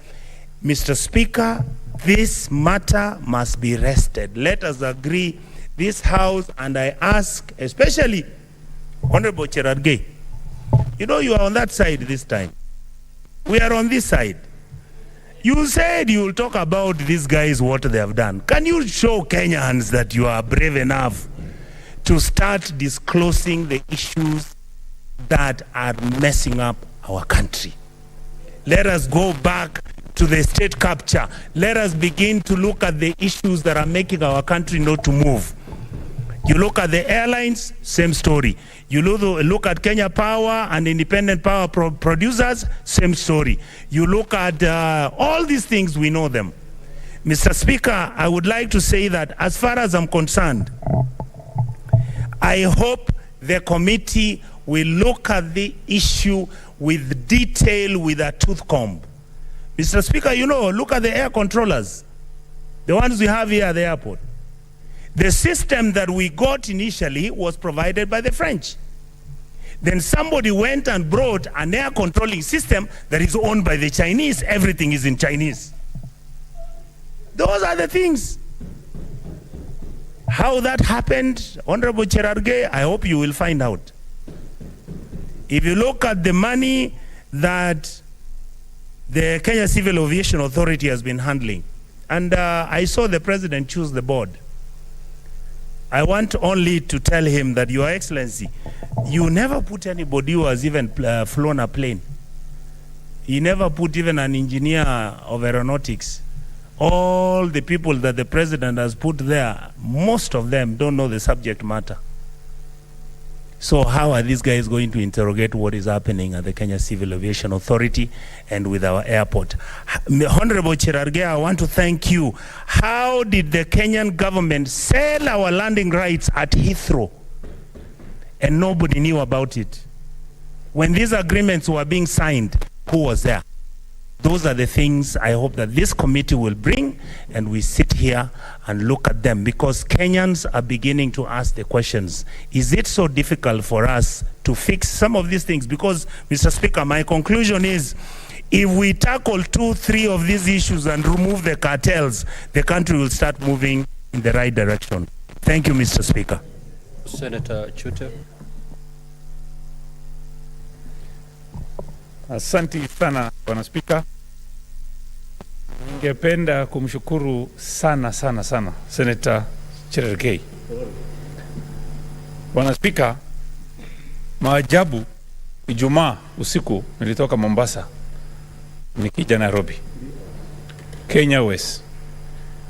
Kukaa tu hapo kwa airport, masaa ya ndege ilibadilishwa mara 2. Na tukaambiwa muongoje masaa ile mtaambiwa tena. Kwa bahati mzuri tulifika hapa saa 6 usiku. Wakati tumeingia kwa ndege, Bwana Spika, mama mmoja na kijana yake walikosa mahali ya kukaa kwa hiyo ndege, na wakawekwa kwa jump seat. Mama ako na watoto, mama mzito akakaa kwa jump seat. Mimi nakaa hapo karibu nikimwangalia. Kijana yake amekaa kwa jump seat nyingine. Nikajiuliza, kweli hao watu wamekosa ndege namna gani wakakuja kufika kwa ndege wakipiga kelele wakasema lazima tupatiwe kiti? Bwana Spika, hiyo ni aibu kubwa sana. Bwana Spika, mimi nimefanya kazi ya ndege, biashara ya ndege kwa miaka nyingi sana, na mimi pia ni rubani wa ndege kama vile na nimefanya biashara sana na Ethiopia. Bwana Spika, mimi napenda nchi sana. Nilipofika Ethiopia juzi, wakati tulikuwa huko Ethiopia kwa kazi ya Senate, nilienda kuona mwenyekiti ya Ethiopia Airlines. Na mimi nataka watu wasikize. Nikauliza yeye, nyinyi mlitengeneza mheshimiwa alisema walipata bilioni 2. Nataka correct hiyo. Ile faida walipata ni pesa ya Kiamerikani. Bana, nimesema Kiamerikani. 1937 profit, faida ile walipata. Ndio, milioni. Akaniambia sababu yake kubwa, Bwana Spika, na ni mzuri watu wajue ni kitu gani imeendelea. Ethiopia Airlines iko na branches kadhaa. Iko branch inaitwa Ethiopia Aviation Academy yao peke yao ambayo wanatengeneza pesa. Iko Ethiopian Cargo and Logistics wanatengeneza pesa. hiko Ethiopia Ground Services, hiyo ni kando. Bwana Spika, tena kuna Ethiopian Maintenance and Repairs. Ndege ya Afrika yote karibu zote inafanywa repair wapi? Hata ya Kenya inafanywa huko. Na ukiangalia vizuri Bwana Spika, kwa masomo hakuna mtu ameshinda Kenya katika Afrika. Lakini wakifika kwa hiyo mashini, sijui confusion aina gani wanapata, paka hata bolts wameshindwa kufunga. Ndio ndege yetu inatolewa hapa inafanywa repair Ethiopia. Bado sijamaliza Bwana Spika. Airports yote ya Ethiopia Airlines ndio wana manage. Wanatengeneza pesa kutoka hata hapo. Bwana Spika, wako na travel and tourism agency yao yenyewe. Bwana Spika, ukienda Ethiopia, uende airport, ukitoka airport hivi, pande ya kushoto utaona Ethiopia Airlines Hotel, 5-star hotel. Rooms karibu 500 sijui na ngapi. Hiyo yote inawaletea pesa, Bwana Spika. Sisi, Bwana Spika, Kenya West, saa hizi wakora wameenda, wanabook ndege Boeing, wamebook Airbus. Kenya wakitaka lazima wapitie watu. Hawa watu wajalipa pesa. Pesa ya Kenya wakisign lease, ile deposit wanalipa ndio inaenda kulipwa kwa hiyo kampuni ya ndege, Bwana Spika. Ndege haitakuwa tayari mpaka miaka 2 ama 3. Kitambo hiyo yote Kenya West inaendelea kulipa mpaka siku ndege itakuwa tayari, pesa yote imetumika ni ya Kenya West. Bwana Spika, tukikaa kwa ndege juzi imeandikwa Pride of Africa. Lazima tupatie jina lingine, Bwana Spika. Si useme Future of Africa labda. Future sio as Pride of Africa sahi. Future Pride of Africa. If we say it's the Pride of Africa sahi, Bwana Spika, tumekosea. Bwana Spika, problem ile iko Kenya West leo ni leases ambaye imeleta shida.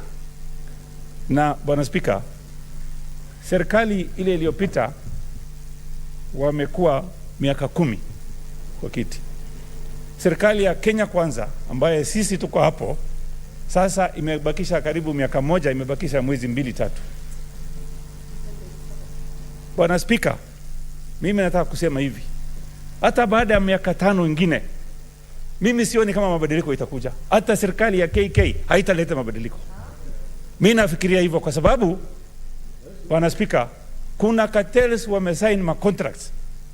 Vile mheshimiwa amesema Matinga, ukiangalia IPPs, Independent Power Producers, ile watu wanapeana stima saa hizi, wamesign miaka 25. Hata kutoka kwa hiyo contract itakuwa ni shida, Bwana Spika. Hata saa hizi hizi leases imesainiwa ya miaka 20 ama 25. Bwana Spika, hatutatoka kwa hiyo. Ile kitu tungefanya, Bwana Spika, kwa sababu hii maneno ya Kenya imekuwa shida. Kama ni wasomi tuko nayo, kama ni pesa tuko nayo, kama ni ujuzi tuko nayo, lakini vitu zetu zote iko nyuma. Ukiangalia Kenya Power vile amesema 0. Ukiangalia mambo ya Kengen 0. Iko Menengai, suji Menengai nini, miaka 10 sasa 0. Bwana Spika, kama hii serikali ya Kenya Kwanza haitaleta mabadiliko kwa miaka 3 ingine, Kenya imekwisha. Kwa hivyo vile state capture mimi sijui ni gani, ningependa Bwana Spika tusilete statements hapa peke yake. Bwana Spika, waziri ya barabara kama wiki karibu mwezi 2 iliyopita alisema Kenya West ni private company. Anasema hawataulizwa swali katika bunge. Kama hatuwezi uliza swali, waache tuambie Raila aende asimamishe watu basi afanye maandamano. Kwa sababu kama sisi tumeshindwa kusimamisha hii watu, tutumie ile mtu atasimamisha hawa. Kisheria hatuwezi kusimamisha hawa. Kwa sababu contract yote imesainiwa ni miaka 25. Kama hatutoki basi tuende tuvunje hiyo contract zao. Bwana Spika, ningependa nikiunga mkono Bwana Cherargei, tusiongee mambo ya kusema atio tunafanya hiyo, hakuna kitu inafanyika. Statement peke yake itatusaidia. Kama inawezekana inquiry ifanywe, na hiyo inquiry ikifanywa tuhakikishe hiyo kitu imesimama. Ya mwisho kabisa, Bwana Speaker, kuna mjadala inaendelea. Mjadala inasema hii ndege tuuze, hii airline tuuze ama tuongeze pesa. Bwana Speaker, ukitoboa drum hapo, weka hata maji, weke hiyo kampuni iuzwe, iendelee, yani iende iuzwe kama watu wanunue, Ethiopia Airlines wanunue, ndio Kenya wapate hiyo pesa tuingize kwa mashamba zetu. Asante sana Bwana Speaker. Now, honorable senators, we have long exceeded the 1 hour meant for the statement time. And therefore, I'm going to allow Senator Aroba 5 minutes. Then we end it there. We have... Thank you, Mr. Speaker. I want to support Senator Cherargei's statement on Kenya Airways, but I want to put emphasis on 2 things, Mr. Speaker. Number 1, the issue of what we call expatriates, Mr. Speaker. It is like we are still colonized in our minds, that we still believe that the only people who can do great work are people who are outside of Kenya, or not from the Kenyan origin. Mr. Speaker, we have, other than all the issues that have been highlighted by my fellow senators, one key thing is that the management of Kenya Airways needs to be looked into, Mr. Speaker. We have issues of accountability and transparency, Mr. Speaker. I have had Senator Veronica Maina give examples of how basic bad behavior is actually being tolerated. Mr. Speaker, the same is actually coming from the top. And it's very unfortunate that Senator Chute says that nothing can be done. I believe, Mr. Speaker, that the President has the best interests of Kenya Airways. But he's being let down by so many of his foot soldiers, Mr. Speaker, starting from the management of that airline, Mr. Speaker. As I stand here today, I was trying to calculate what 32.26 billion worth of losses looks like in terms of what we could do with that money, Mr. Speaker. And I want to say that at the end of the day, when we bring statements and they are taken to the different committees, perhaps those committees, and particularly for this specific committee for transport, I know they are dealing with a lot, Mr. Speaker. I want to urge you to kindly, perhaps this is an issue that requires an ad hoc committee, so that we can have senators who are committed to sit down and actually work on this thing, whether it is 2 weeks or 3 weeks, so that they can be able to finalize on it. Because from where I'm seated, Mr. Speaker, there are 2 issues. Transparency must be dealt with, and that is an issue of accountability as well. I have listened to Senator Onyonka go round and round and tell us the companies and the limiteds. But Mr. Speaker, we know that the owners and what we were calling state capture, the owners of these limiteds are the same owners of the independent power purchasing companies. They are the same owners. And it is known. So that's why I'm saying we need an ad hoc committee that will be able to table a report and tell us that, you know, we have moved from the past regime where state institutions were actually being used, you know, to favor certain individuals.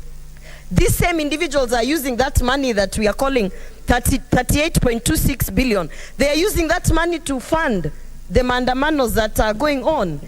So, Mr. Speaker, this is not a matter that should just be dealt with as any other matter brought to the House. This is a matter that requires an ad hoc committee. This is a matter that also requires that we say, we give it a time limit and say in 2 or 3 weeks or maximum amount, a month, we have, you know, given the report and we have given recommendations, because, Mr. Speaker, the President wants us as the upper house to actually conduct our duties. Not that he cannot deal with the issues, but there are so many people who are letting him down, Mr. Speaker. This morning, based on some of my bookings and other things, I tried to reach the management of Kenya Airways.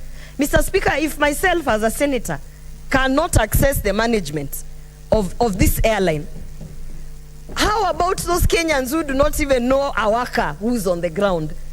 So the culture that we have there of inaccountability and lack of transparency starts from the top. And I do not fear to say that if the management is unable to deal with it, Mr. Speaker, we have to start from the top. We have to carry out a complete overhaul, because honestly, we cannot continue making the losses of 32.26 billion. Thank you, Mr. Speaker. Thank you, honorable senators. We now move to the statement by James Murango, Senator. That has been dropped. Senator James Murango had 3 statements. Having sent no senator to hold his brief, these 3 statements stand dropped from the order paper. Next order, clerk.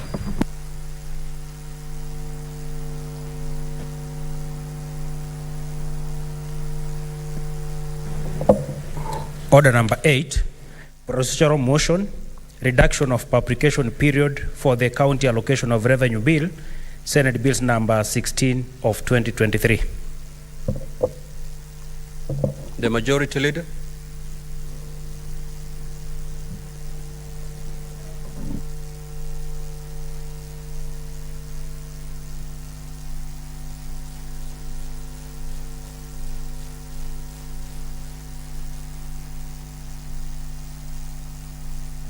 Or any member of the SBC, Senator Veronica.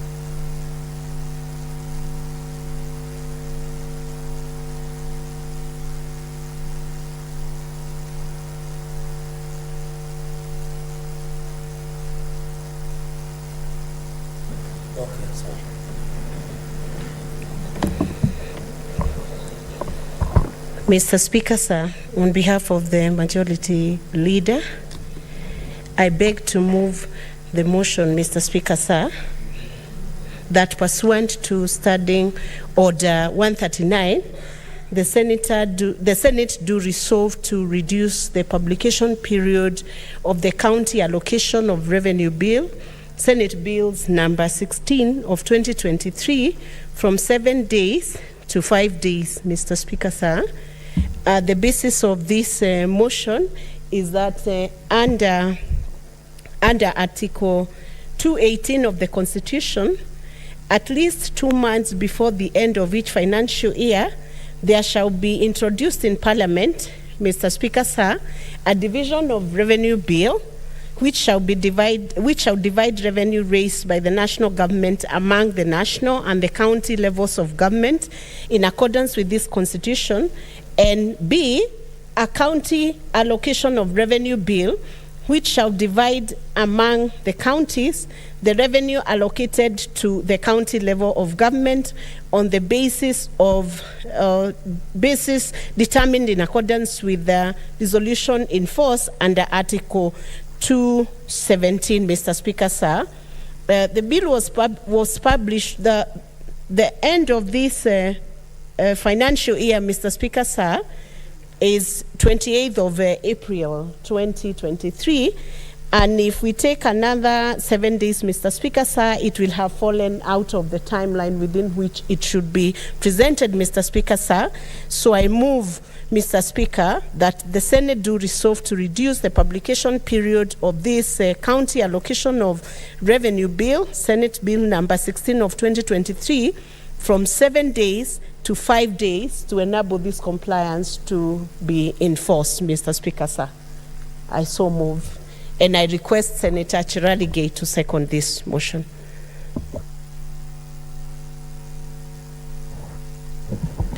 Mr. Speaker, sir, this is a straightforward motion. This is a procedural motion. I don't think, and it is good, Mr. Speaker, what I can say at this point, it's just to allow efficiency and effectiveness of the House in terms of its discharging its mandate. And we are aware that the county allocation of revenue bill is a very critical, Mr. Speaker. You are aware that Article 96, the role of the Senate is to protect the devolution and interest of counties. So anything, Mr. Speaker, that will fast track, that will enhance, that will ensure the efficiency, Mr. Speaker, I think it is very important. As per our standing orders, as has been stated by the mover of the motion, Mr. Speaker, I therefore beg to second, Mr. Speaker. I thank you. Thank you, Honourable Senators. And I propose the question that pursuant to Standing Order 139, the Senate resolves to reduce the publication period of the County Allocation of Revenue Bill, Senate Bills number 16 of 2023, from 7 days to 5 days. Honourable Senators, the floor is now open. Senator Danson Mungatana. Mr. Speaker, like said by Senator Chiraligei, this is a procedural motion, and I would urge us, Mr. Speaker, not even to speak much because we are just being efficient. And I would ask, as we approve this motion, Mr. Speaker, as I sit, I would request humbly you put the question. Thank you.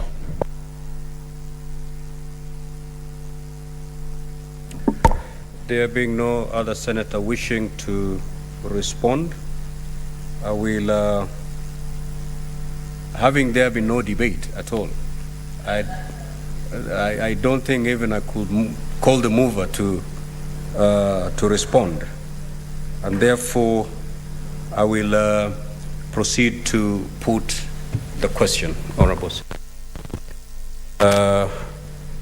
which is pursuant to Standing Order 139, the Senate resolves to reduce the publication period of the County Allocation of Revenue Bill, Senate Bills number 16 of 2023, from 7 days to 5 days. Will as many as of that opinion say aye? Aye. Will as many as of the contrary opinion say nay? The ayes have it. Next order. Order number 9, the County Allocation of Revenue Bill, Senate Bills number 16 of 2023, first reading. A bill for an act of Parliament to provide for the equitable allocation of revenue the nationally among the county governments for the 2023-2024 financial year, the responsibilities of the national and the county governments pursuant to such allocation, and for connected purposes. Next order. Order number 10, the Equalization Fund Appropriation Bill, Senate Bills number 3 of 2023, second reading.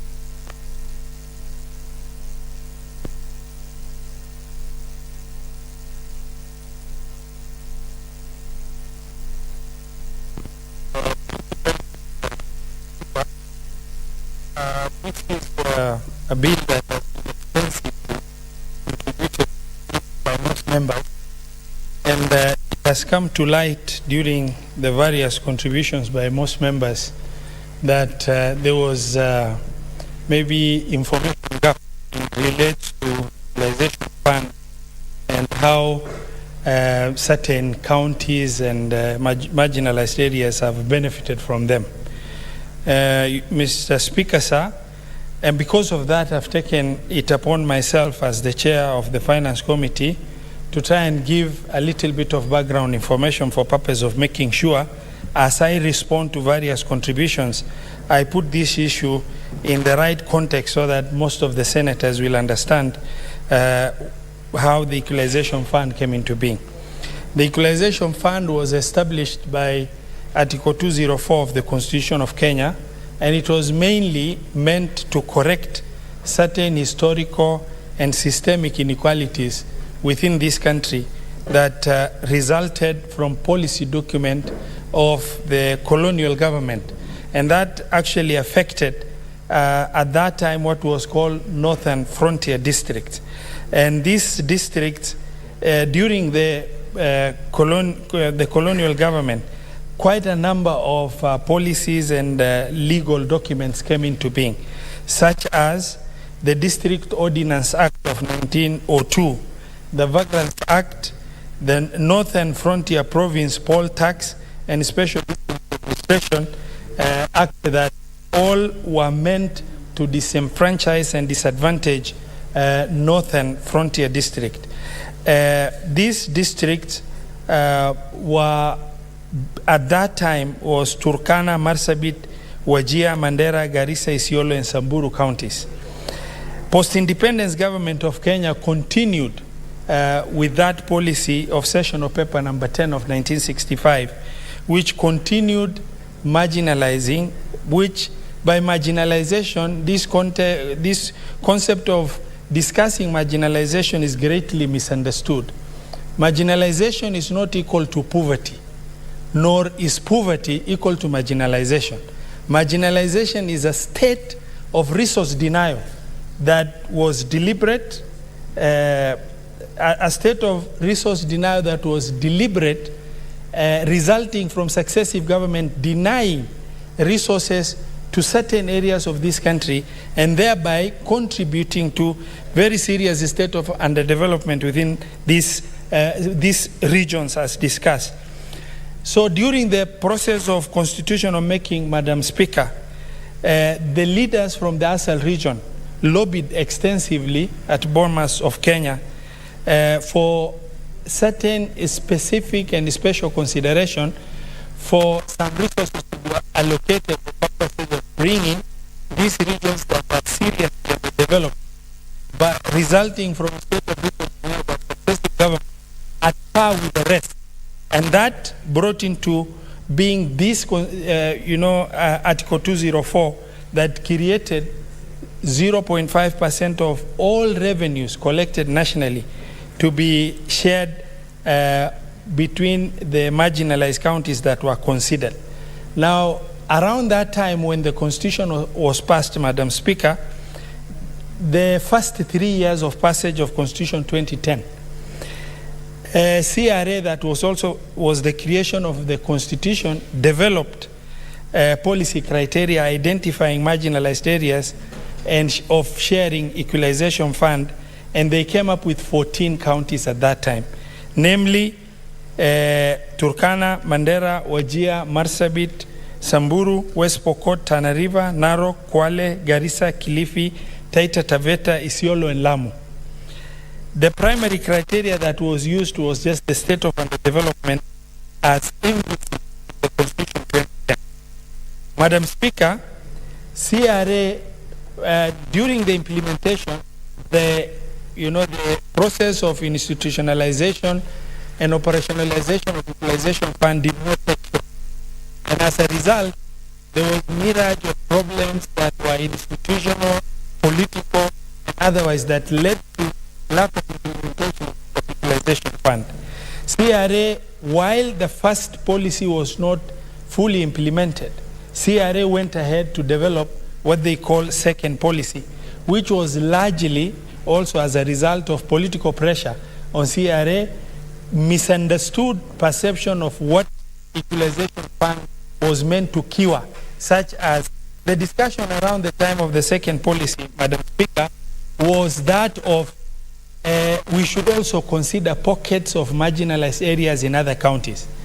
The leaders from the Asal region, Madam Speaker, tried to counter that frankly, but because that was supported by the leadership at the top, we could not make any progress. And as such, second policy of marginalization came into being that considered, instead of marginalized counties, marginalized areas, and that now extended by considering other pockets of maybe poverty within the country, and brought now the beneficiary counties from 14 to 34. Focus of the second policy shifted from historical resource denial to considering pockets of poverty within counties, thereby diluting the original intent of the drafters of the Constitution. Why do I share that as the chair of this committee, Madam Speaker? Because I have listened to many of my colleagues saying their counties have not been considered, counties are getting less money. Now, from the foregoing, it's worthy to note that the Committee on Finance did not develop the formula, neither did it develop the beneficiary areas, but rather that came from CRA as in the second policy.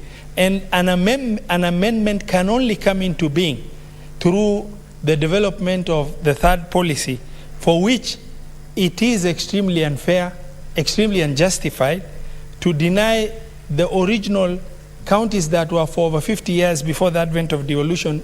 They were denied resources, not to benefit from Equalization Fund, but rather what the government of today ought to have done is to come up with maybe another 0.5% to take care of the urban poor within the 47 counties, but leave Equalization Fund to benefit the intended beneficiaries or beneficiary counties, which are the 14 counties that were initially identified by CRA.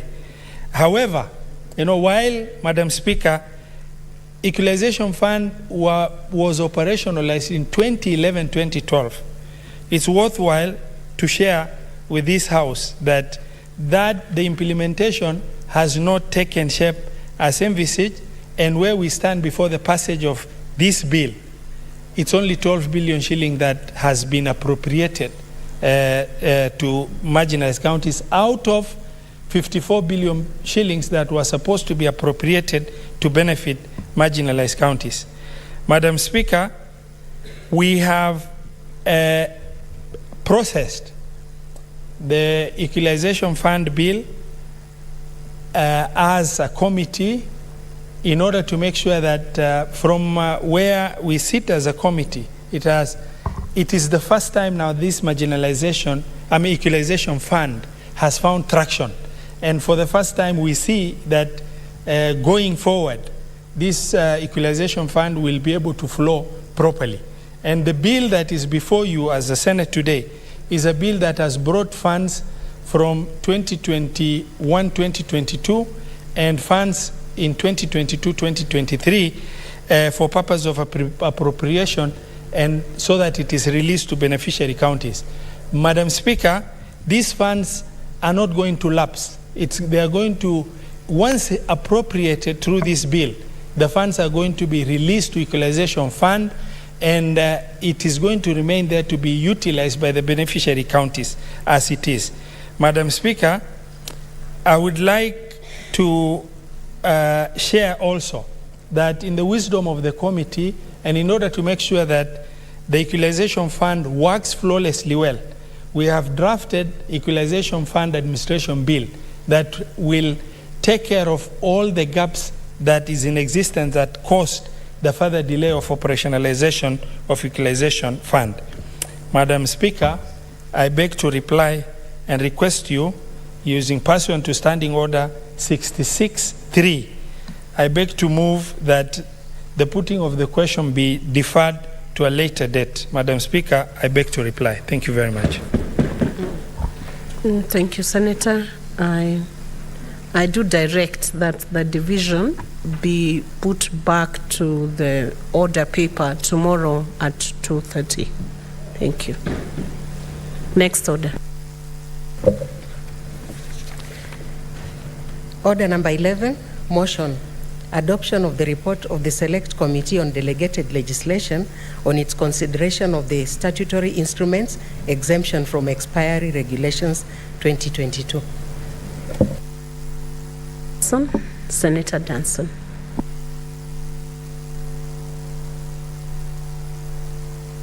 Senator Mugatana, I believe you are the Vice Chair of that Select Committee.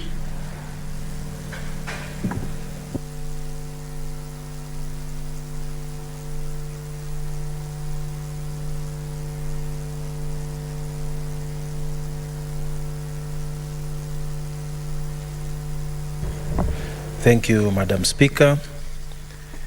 Madam Speaker, I beg to move that the Senate adopts the report of the Select Committee on Delegated Legislation on its recommendation of the statutory instruments in brackets exemption from expiry regulations 2022 laid on the table of the Senate on Tuesday, 28th March 2023, and that pursuant to Section 18 of the Statutory Instruments Act resolves to annul in its entirety the statutory instruments in brackets exemption from expiry regulation legal notice number 217 of 2022.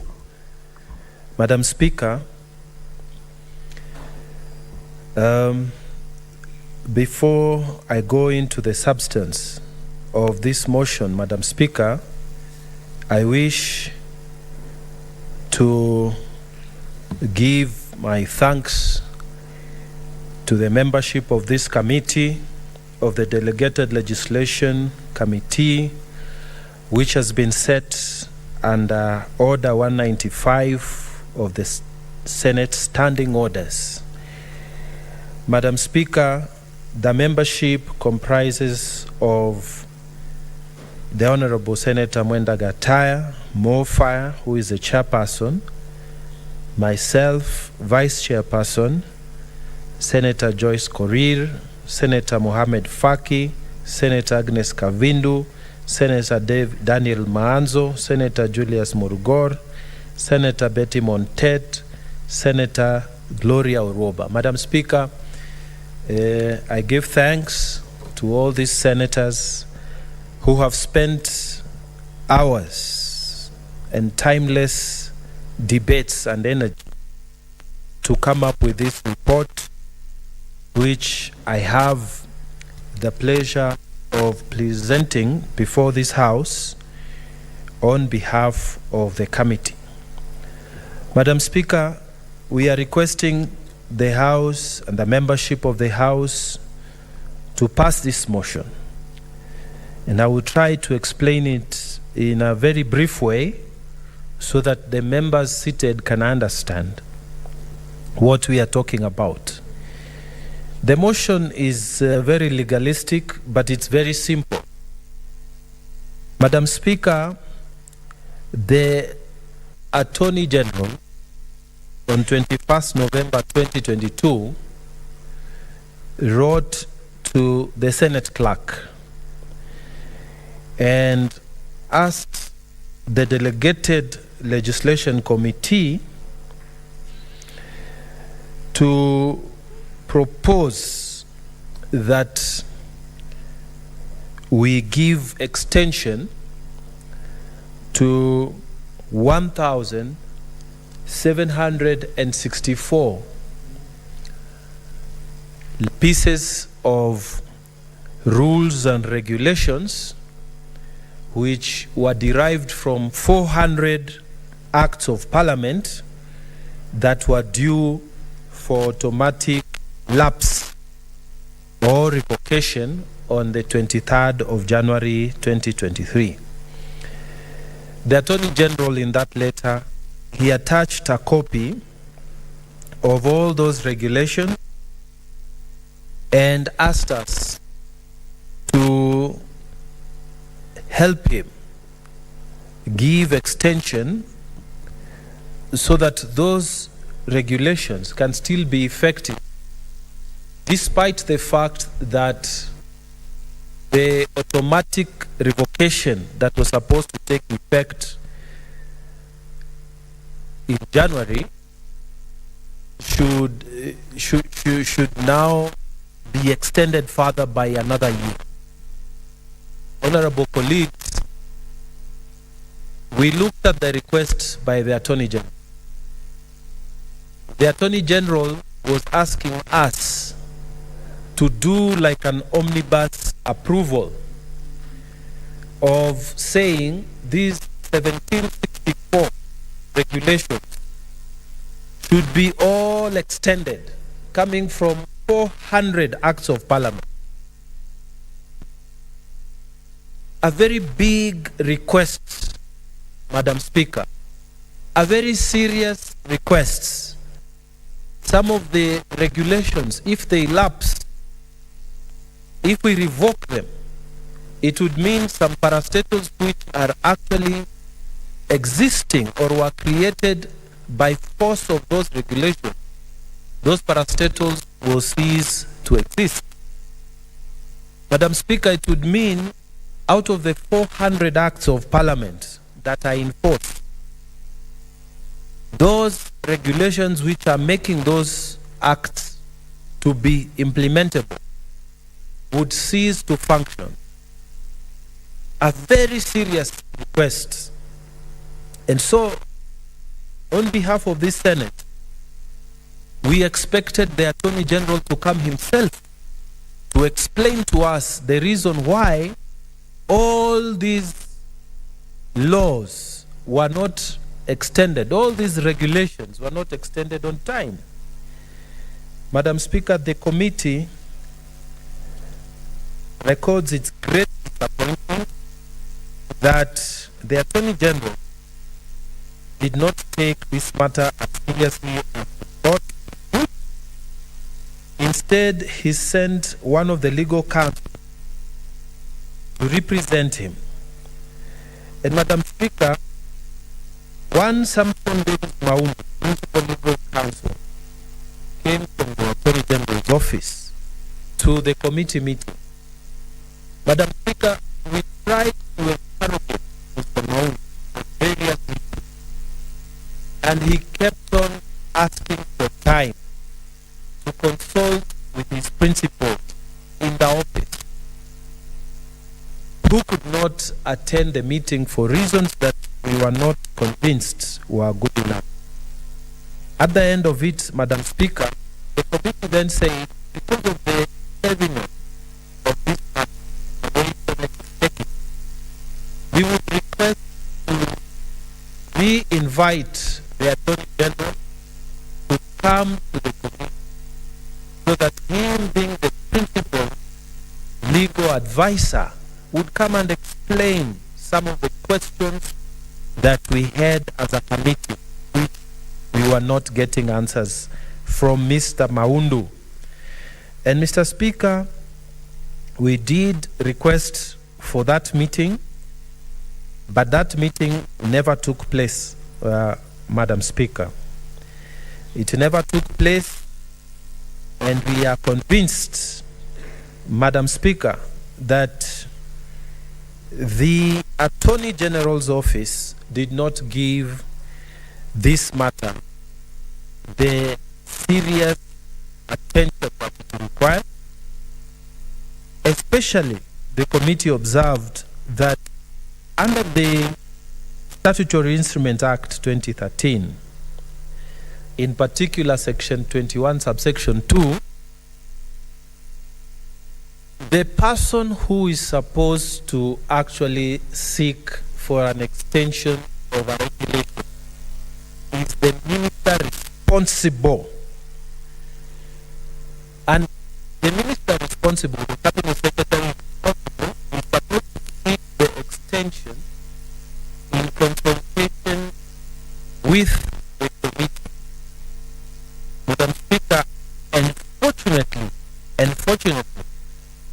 there was no cabinet secretary who came. So the committee of the Senate observed that it was unprocedural for the Attorney General to purport to act on behalf of all the cabinet secretaries who were seeking extension of the application of those rules and regulations from the 400 acts, yet they never came before the committee. They never consulted with the committee. Madam Speaker, here is the problem. The problem is we were asking questions, and these questions even the Attorney General could not answer, even if he came. If, for example, you are dealing with the coffee rules, the coffee regulations, if you are seeking to extend, the question the committee was asking is, why did you have to wait until the last minute? Where were the officers within your ministry? What were they doing? And we needed justification for us to accept those extensions. And Madam Speaker, this particular section of the Statutory Instruments Act made it mandatory that the Cabinet Secretary should come and make consultations with us before seeking the extension. And it was not done. In fact, the Attorney General did not come. So even the argument of him being the legal officer for the government did not arise because he did not come to explain himself. So, Madam Speaker, the Attorney General, after failing to honor the committee's invitation on the 8th of December 2022, we decided and resolved and made recommendations, 2 recommendations as I finished.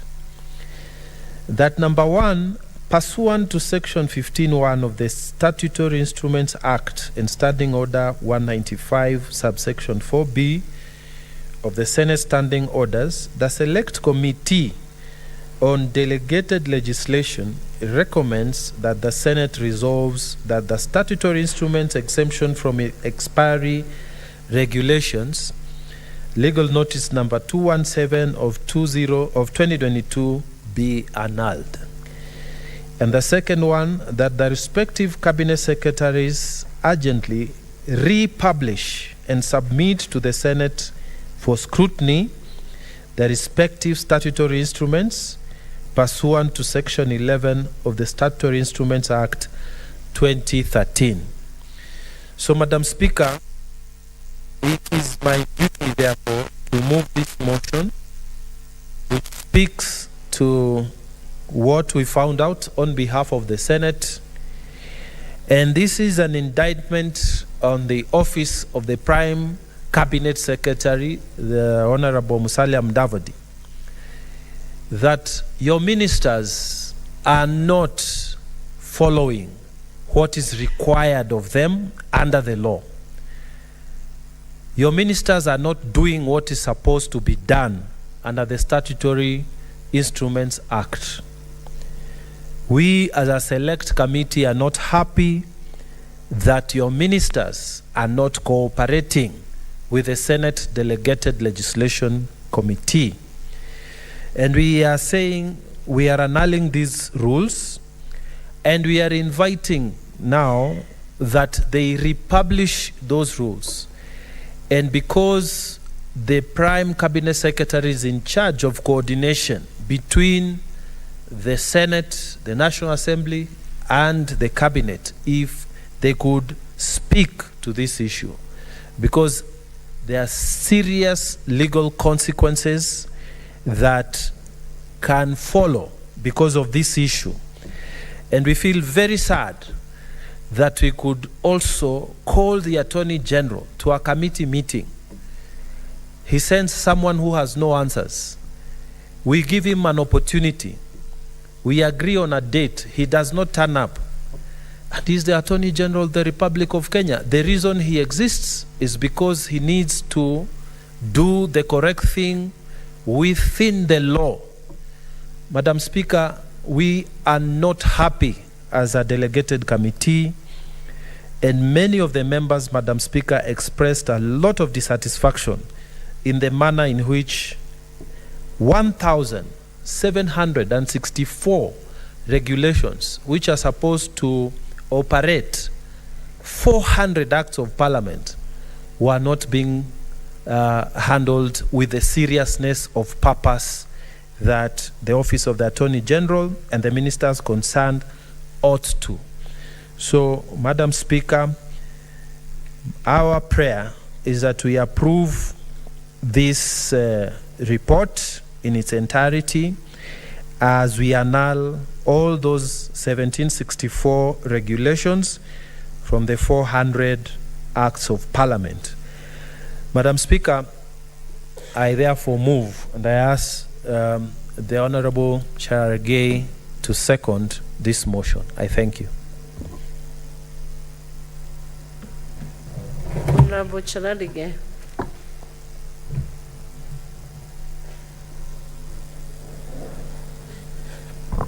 Mr. Speaker, thank you very much, and thank you for the Vice Chair of the committee, Senator Danson Mungatana, the one and only Mlamwamba or Mlamamba, something like that, Mr. Speaker, as is famously known outside in Tana River and in the Republic of Kenya. Madam Speaker, this is a very straightforward matter. I think this is not the first time that the Senate and the Parliament have annulled rules or rules and regulations in its recommendation in the report.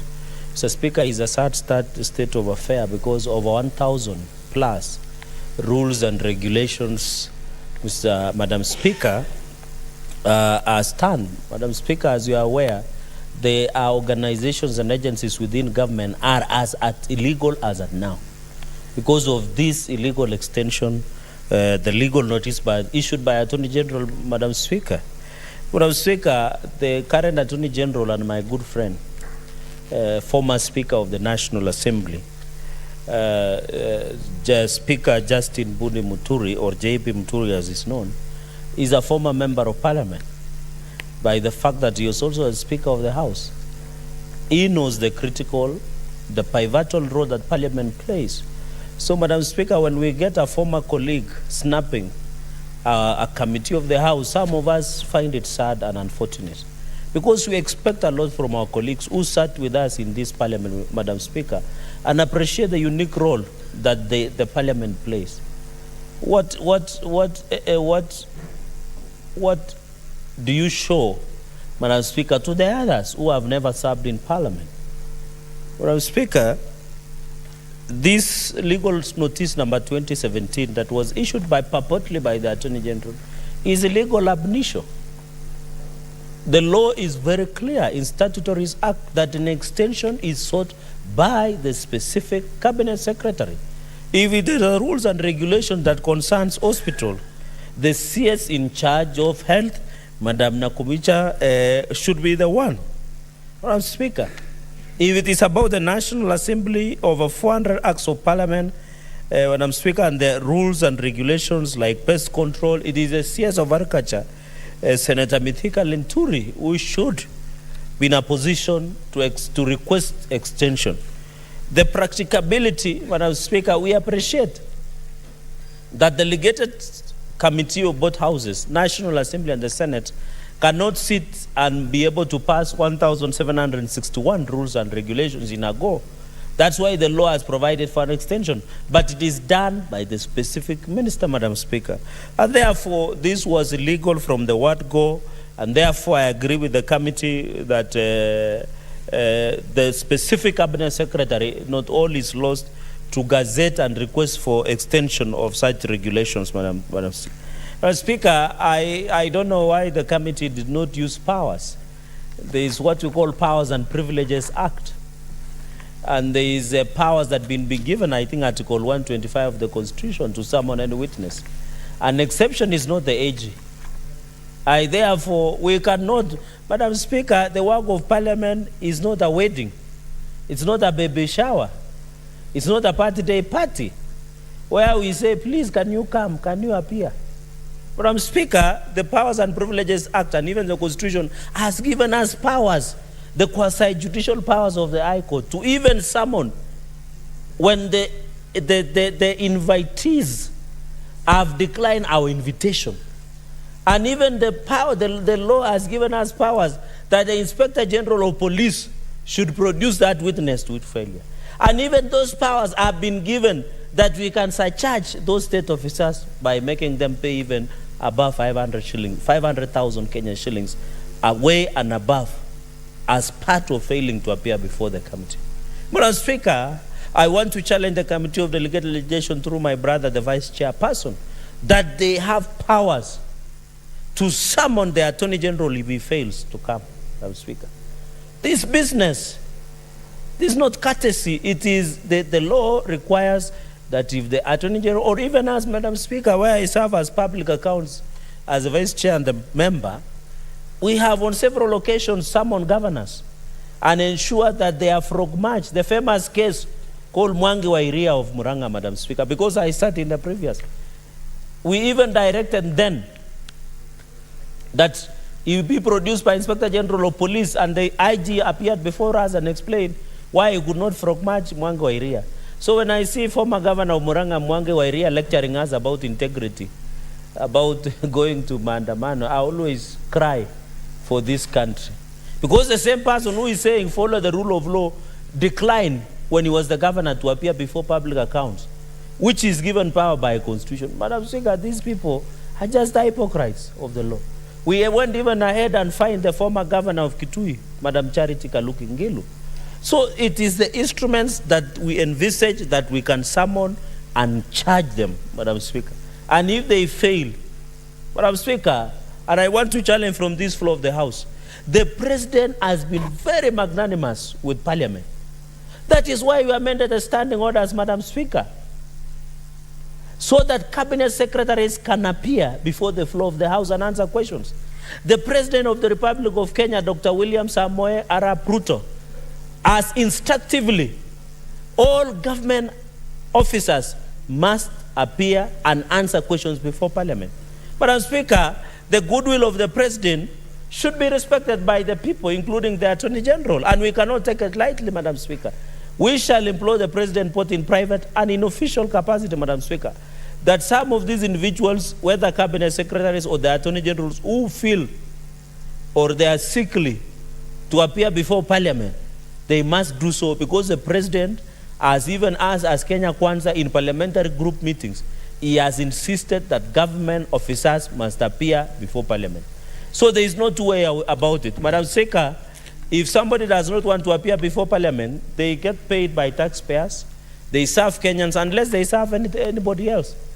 Because anybody, including us here, the senators who are seated here, we serve Kenyans. We serve our independent. Madam Speaker, you serve Kenyans at your capacity. Who else is our boss? It is the Kenyans. And therefore, when these organizations remain illegal, as they are today because of rules and regulations, somebody must be held for commission or omission. And therefore, I want to urge the committee that they should stop writing love letters to the person concerned. This is a serious matter, Madam Speaker. Let us be serious. And Madam Speaker, we should avoid casually, just casually when you are invited before the... And Madam Speaker, in future, and that is my thinking, if any cabinet secretary, because the Attorney General enjoys the status of a CS, if any cabinet secretary, Madam Speaker, through your office, declines to appear before a committee, they should not appear before the Senate. You cannot refuse to appear before a committee of the Senate, then you want to appear before the Senate to answer questions. Madam Speaker, you should give a direction and a ruling that such individuals who don't want to appear before committees, they should not appear before the Senate during question time on Wednesdays.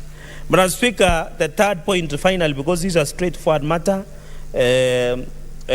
operation, and therefore this is to challenge the cabinet secretaries that they need to be the ones that issue the extension of these rules and regulations.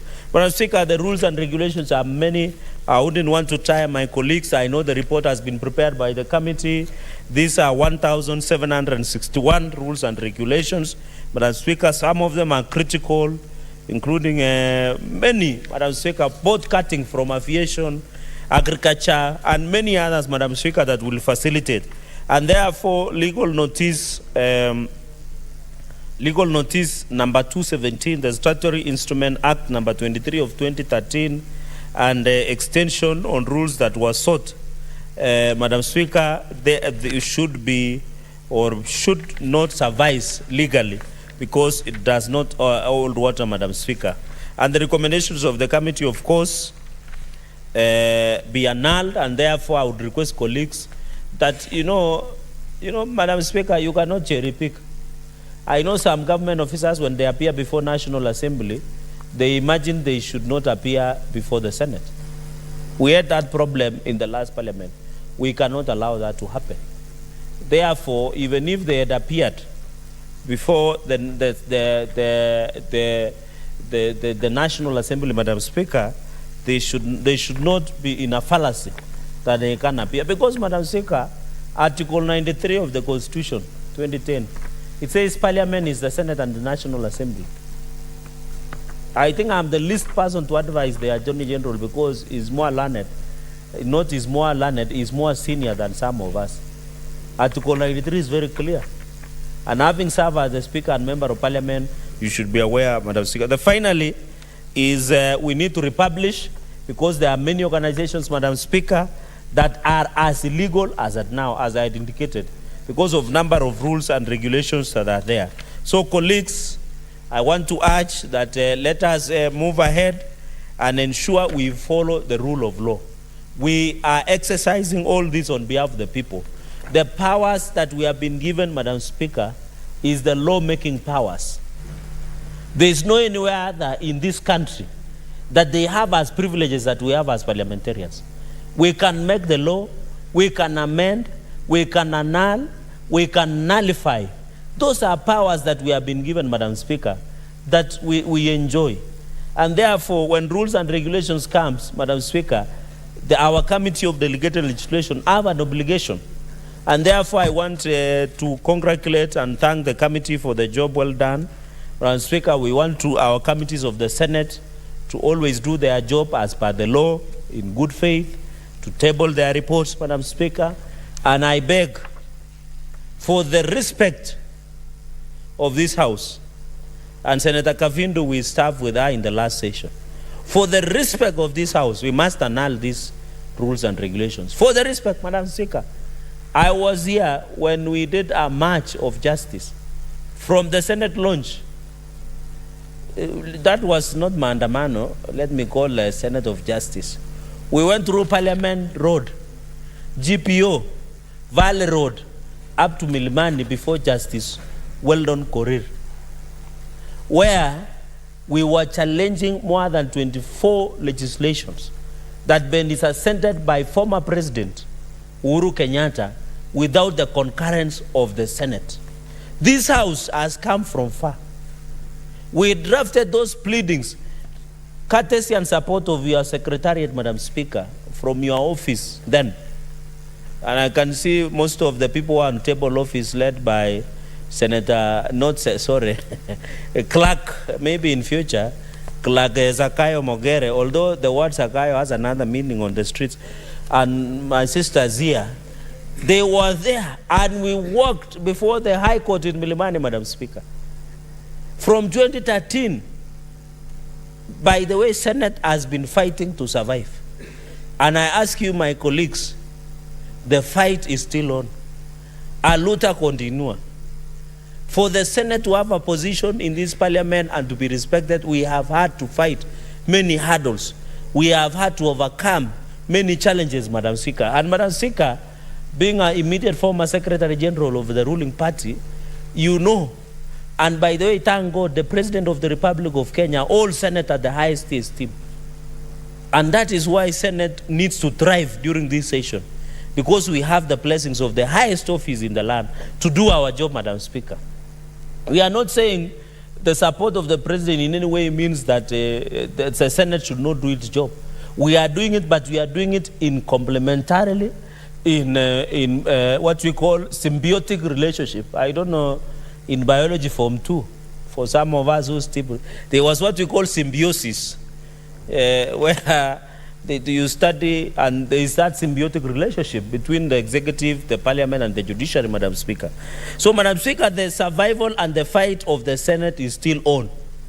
Even on division of revenue, since 2013, we have been seeking Supreme Court. In fact, Article 118, Madam Speaker, there was a time that they had said Senate should not be involved in budget-making process. We went to Supreme Court, they say budget involvement of the Senate must be there, Madam Speaker.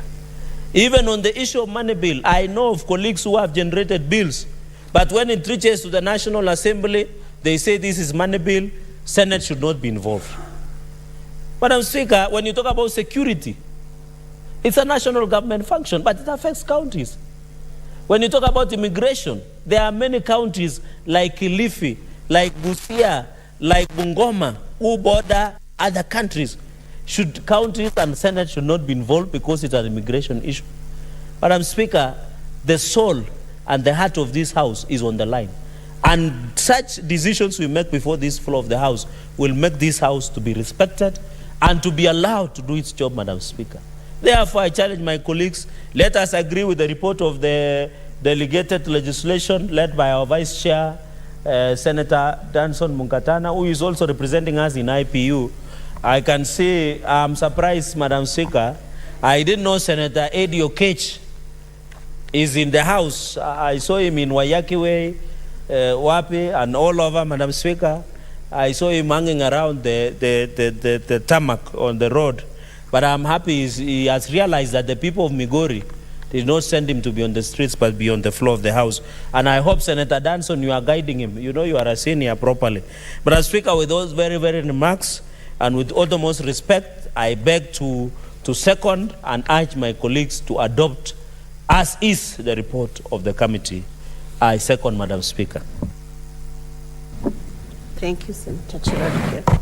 Honorable Senators, I propose the question that the Senate adopts the report of the Select Committee on Delegated Legislation on its consideration of the statutory instruments exemption from expiry regulations 2022 laid on the table of the Senate on Tuesday, 28 March 2023, and that pursuant to Section 18 of the Statutory Instruments Act, resolves to annul in its entirety the statutory instruments exemption from expiry regulations legal notice number 217 of 222.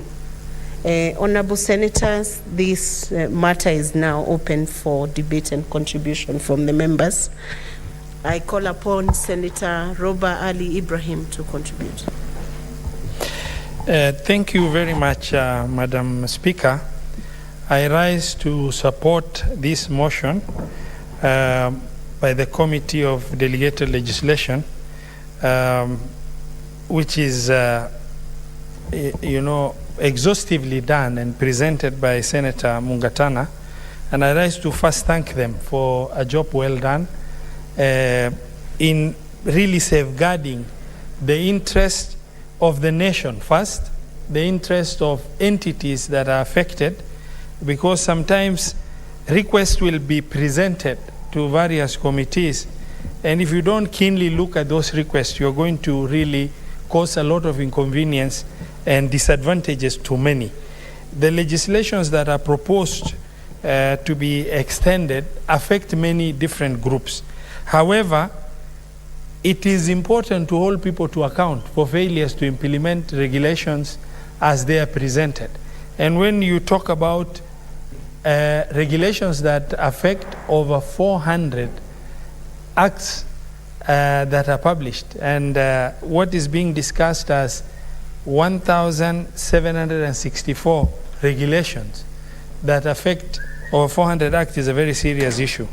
Our committee, our ABLE committee, has done a wonderful job in making sure they have dissected, looked through it, and they have also given, the right opportunity for the persons who have sponsored, the extension of these expiries to appear before the committee with respect, so that they're able to defend why and what has led to these regulations not to have been given effect in the due course by the persons who are responsible.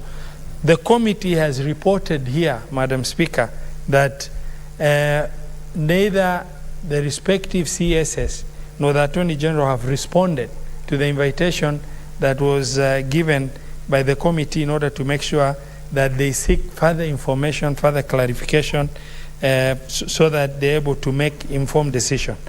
In the absence of that, the committee has recommended for us to annul that request, and I rise to support this annulment request and support the motion as presented, and also adaptation of the report as presented by the Select Committee on Delegated Legislation, in order to make sure that the right thing is done.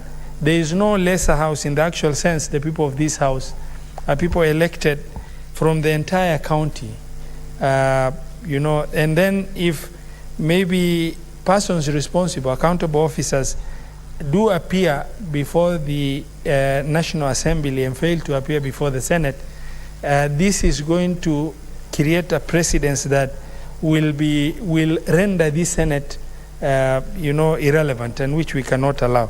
As such, I support the motion to annul and the motion for adaptation of the report. Thank you very much, Madam Speaker. Thank you, Senator. Senator Esther Okenyuri Anyen. Thank you, Madam Speaker. I also rise to support this motion and agree with the recommendations of members of that committee that has just been laid by the good Senator of Tana River, Mlamamba. Madam Speaker, in supporting some of the recommendations that they actually made, maybe if I share my experience from the Health Committee, Madam Speaker, in the Health Committee, this is for the third time now, we are requesting the CS for Health to appear in our committee, and she has failed to appear in that committee, not even for the induction meetings that give members basic knowledge on what the ministry is doing or how we should closely work with the ministries to help them achieve their mandate in serving the several millions of low-class citizens, middle-aged and well-doing Kenyans. So, Madam Speaker, I think it's a time as the Senate, we stand with whatever we agree. Then other houses are going to take us seriously on this issue. When you write to even a CS, the responses are so basic that any other school-going child can actually read and don't show up. Why should you respond very basic issues if the committee had alternative ways of actually looking for information? Then they should not have even written to you. There's a reason as to why senators even seek for statements, not to just get written answers.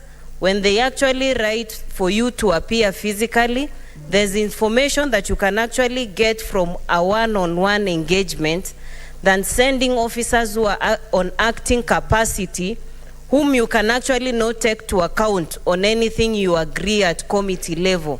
So I actually support this proposal in as much as it's actually radical. It's actually going to give the Senate a new lease of life, that we do not actually complain of being ignored, but show how tough we can bite and how we can stick to whatever we agree.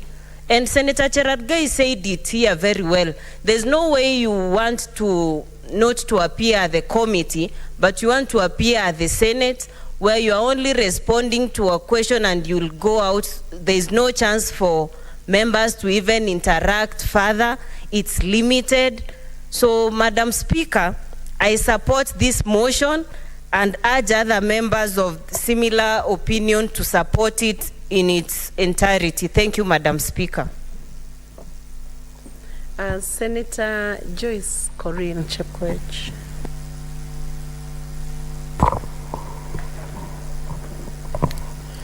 Thank you very much, Honorable Speaker. for giving me this chance to also echo my sentiments pertaining these rules and regulations from the various departments. Honorable Speaker, I also want to thank the Committee on Delegated Legislation, led by our EPO Vice Chair. Being a member of the same committee, Madam Chair, I want to say that we deliberated on these issues, we checked, looked on a number of issues that are supposed to be followed, because this is just the reason why it's being annulled is because of the procedures that was not duly followed, Madam Speaker. And I want to say this, Madam Speaker, that the reason why it was not followed is because I believe there was a notion that the committee might not take it serious. That is why they allowed over 1,000 rules and regulations to be annulled today, Honorable Madam Speaker.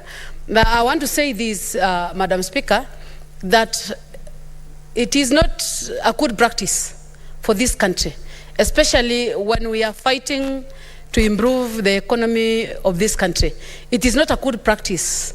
We are not setting a good precedent in terms of how we are doing, or the way the cabinet ministers are setting their rules for them to be able to operate, Madam Speaker.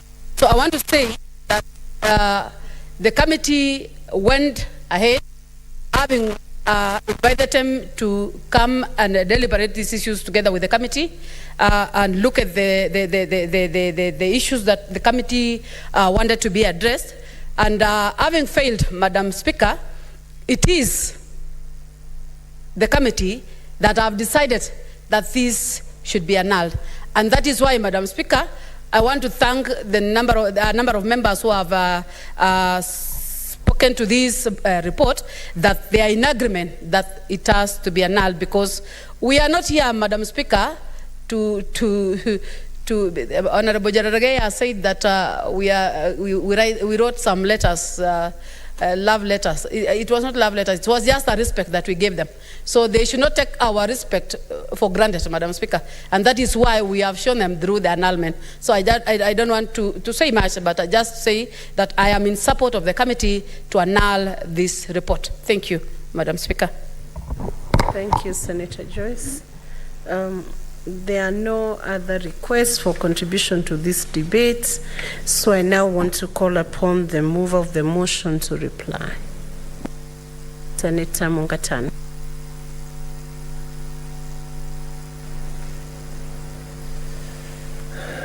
Madam Speaker, I want to thank you for giving me this opportunity to speak, to reply, and I beg to reply, Madam Speaker, as follows.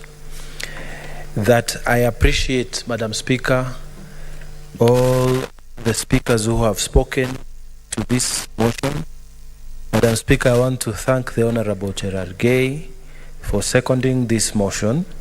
I want to thank the Honorable Esther Ekenyuri, the Honorable Joyce Korir, the Honorable Ali Roba.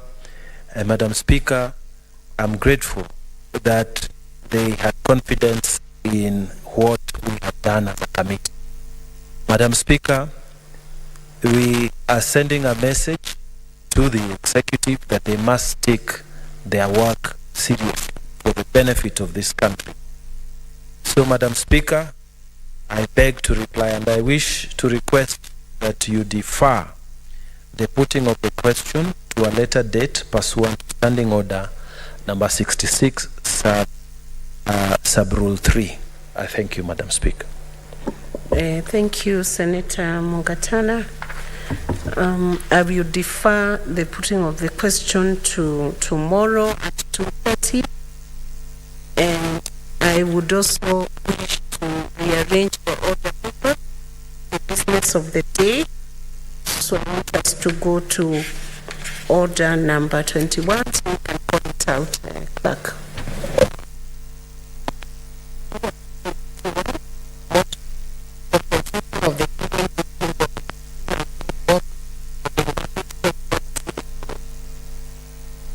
Senator Agnes Kavindu, you had 13 minutes remaining on this. Thank Speaker, for giving this opportunity to complete my motion for compensation on the Kenyan victims of 1998 bombing in the United States Embassy in Nairobi.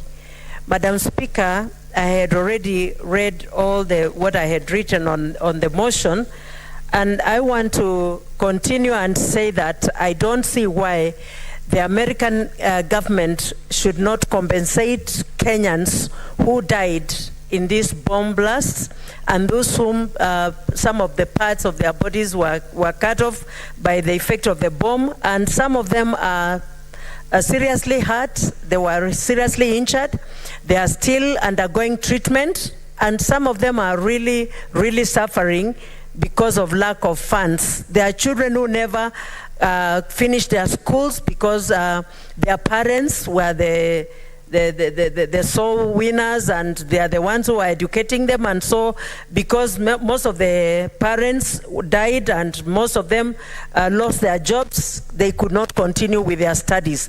And so the fund, the US victim of the state-sponsored terrorist fund, which is there, should then compensate the Kenyans, and I don't see why they should not be compensated, given that even the American government people, officials, dignitaries have been visiting, who have been visiting the Nairobi Memorial Park from 1998 bomb blasts. Just namely, a few of them who have visited, one of them being Prudence Bushnell, the US ambassador. He visited the scene in 2001, and Michael Ranabag visited the scene. The US ambassador also visited the scene again in 2008. Hillary Clinton, the US Secretary of State, visited the scene in 2009. Ron Kang, a U.S. ambassador in Kenya, visited the scene in 2009 also. Joe Biden, the U.S. Vice President then, in 2010 visited the scene. Barack Obama, the U.S. President, visited the scene in 2015. John Kerry, U.S. Secretary of State, visited the scene in 2015 also. And Robert Godek, U.S. ambassador, and Lori Monkeson visited the scene in 2018. Rex Tillerson, the U.S. Secretary of State, visited 2018. David Hale, the U.S. Secretary for Political Affairs, visited the scene in 2019. Eric Nicola, the U.S. Charge d'Affaires, visited in 2018, and Margaret Whitman, the U.S. ambassador, visited in 2022. And just most recently, Jill Biden, the U.S. First Lady, visited the scene this year actually, 2023. And so all these dignitaries, being aware of what happened in Kenya and what took place, and our people died, our people are still suffering, I don't see why our people should not be included in this fund. And that is why I'm requesting the Foreign Affairs Ministry, the minister, the CS, and our embassy in America, they speak to the government of the US and speak to them so that they can include Kenyans in this fund so that they can be compensated. And I had agreed with the Cherankai that he will second me, but let Senator here second me. Senator, you are going to second me because Kerenkai is not here, so you're going to second this motion, please. Senator Hedy, you're going to second this motion and then to be open. Thank you. Thank you, Mr. Speaker. Senator Kavindu, have you moved the motion? Mr. Speaker, I move the motion and I ask Senator Eddy to second. Senator Eddy, it's your time.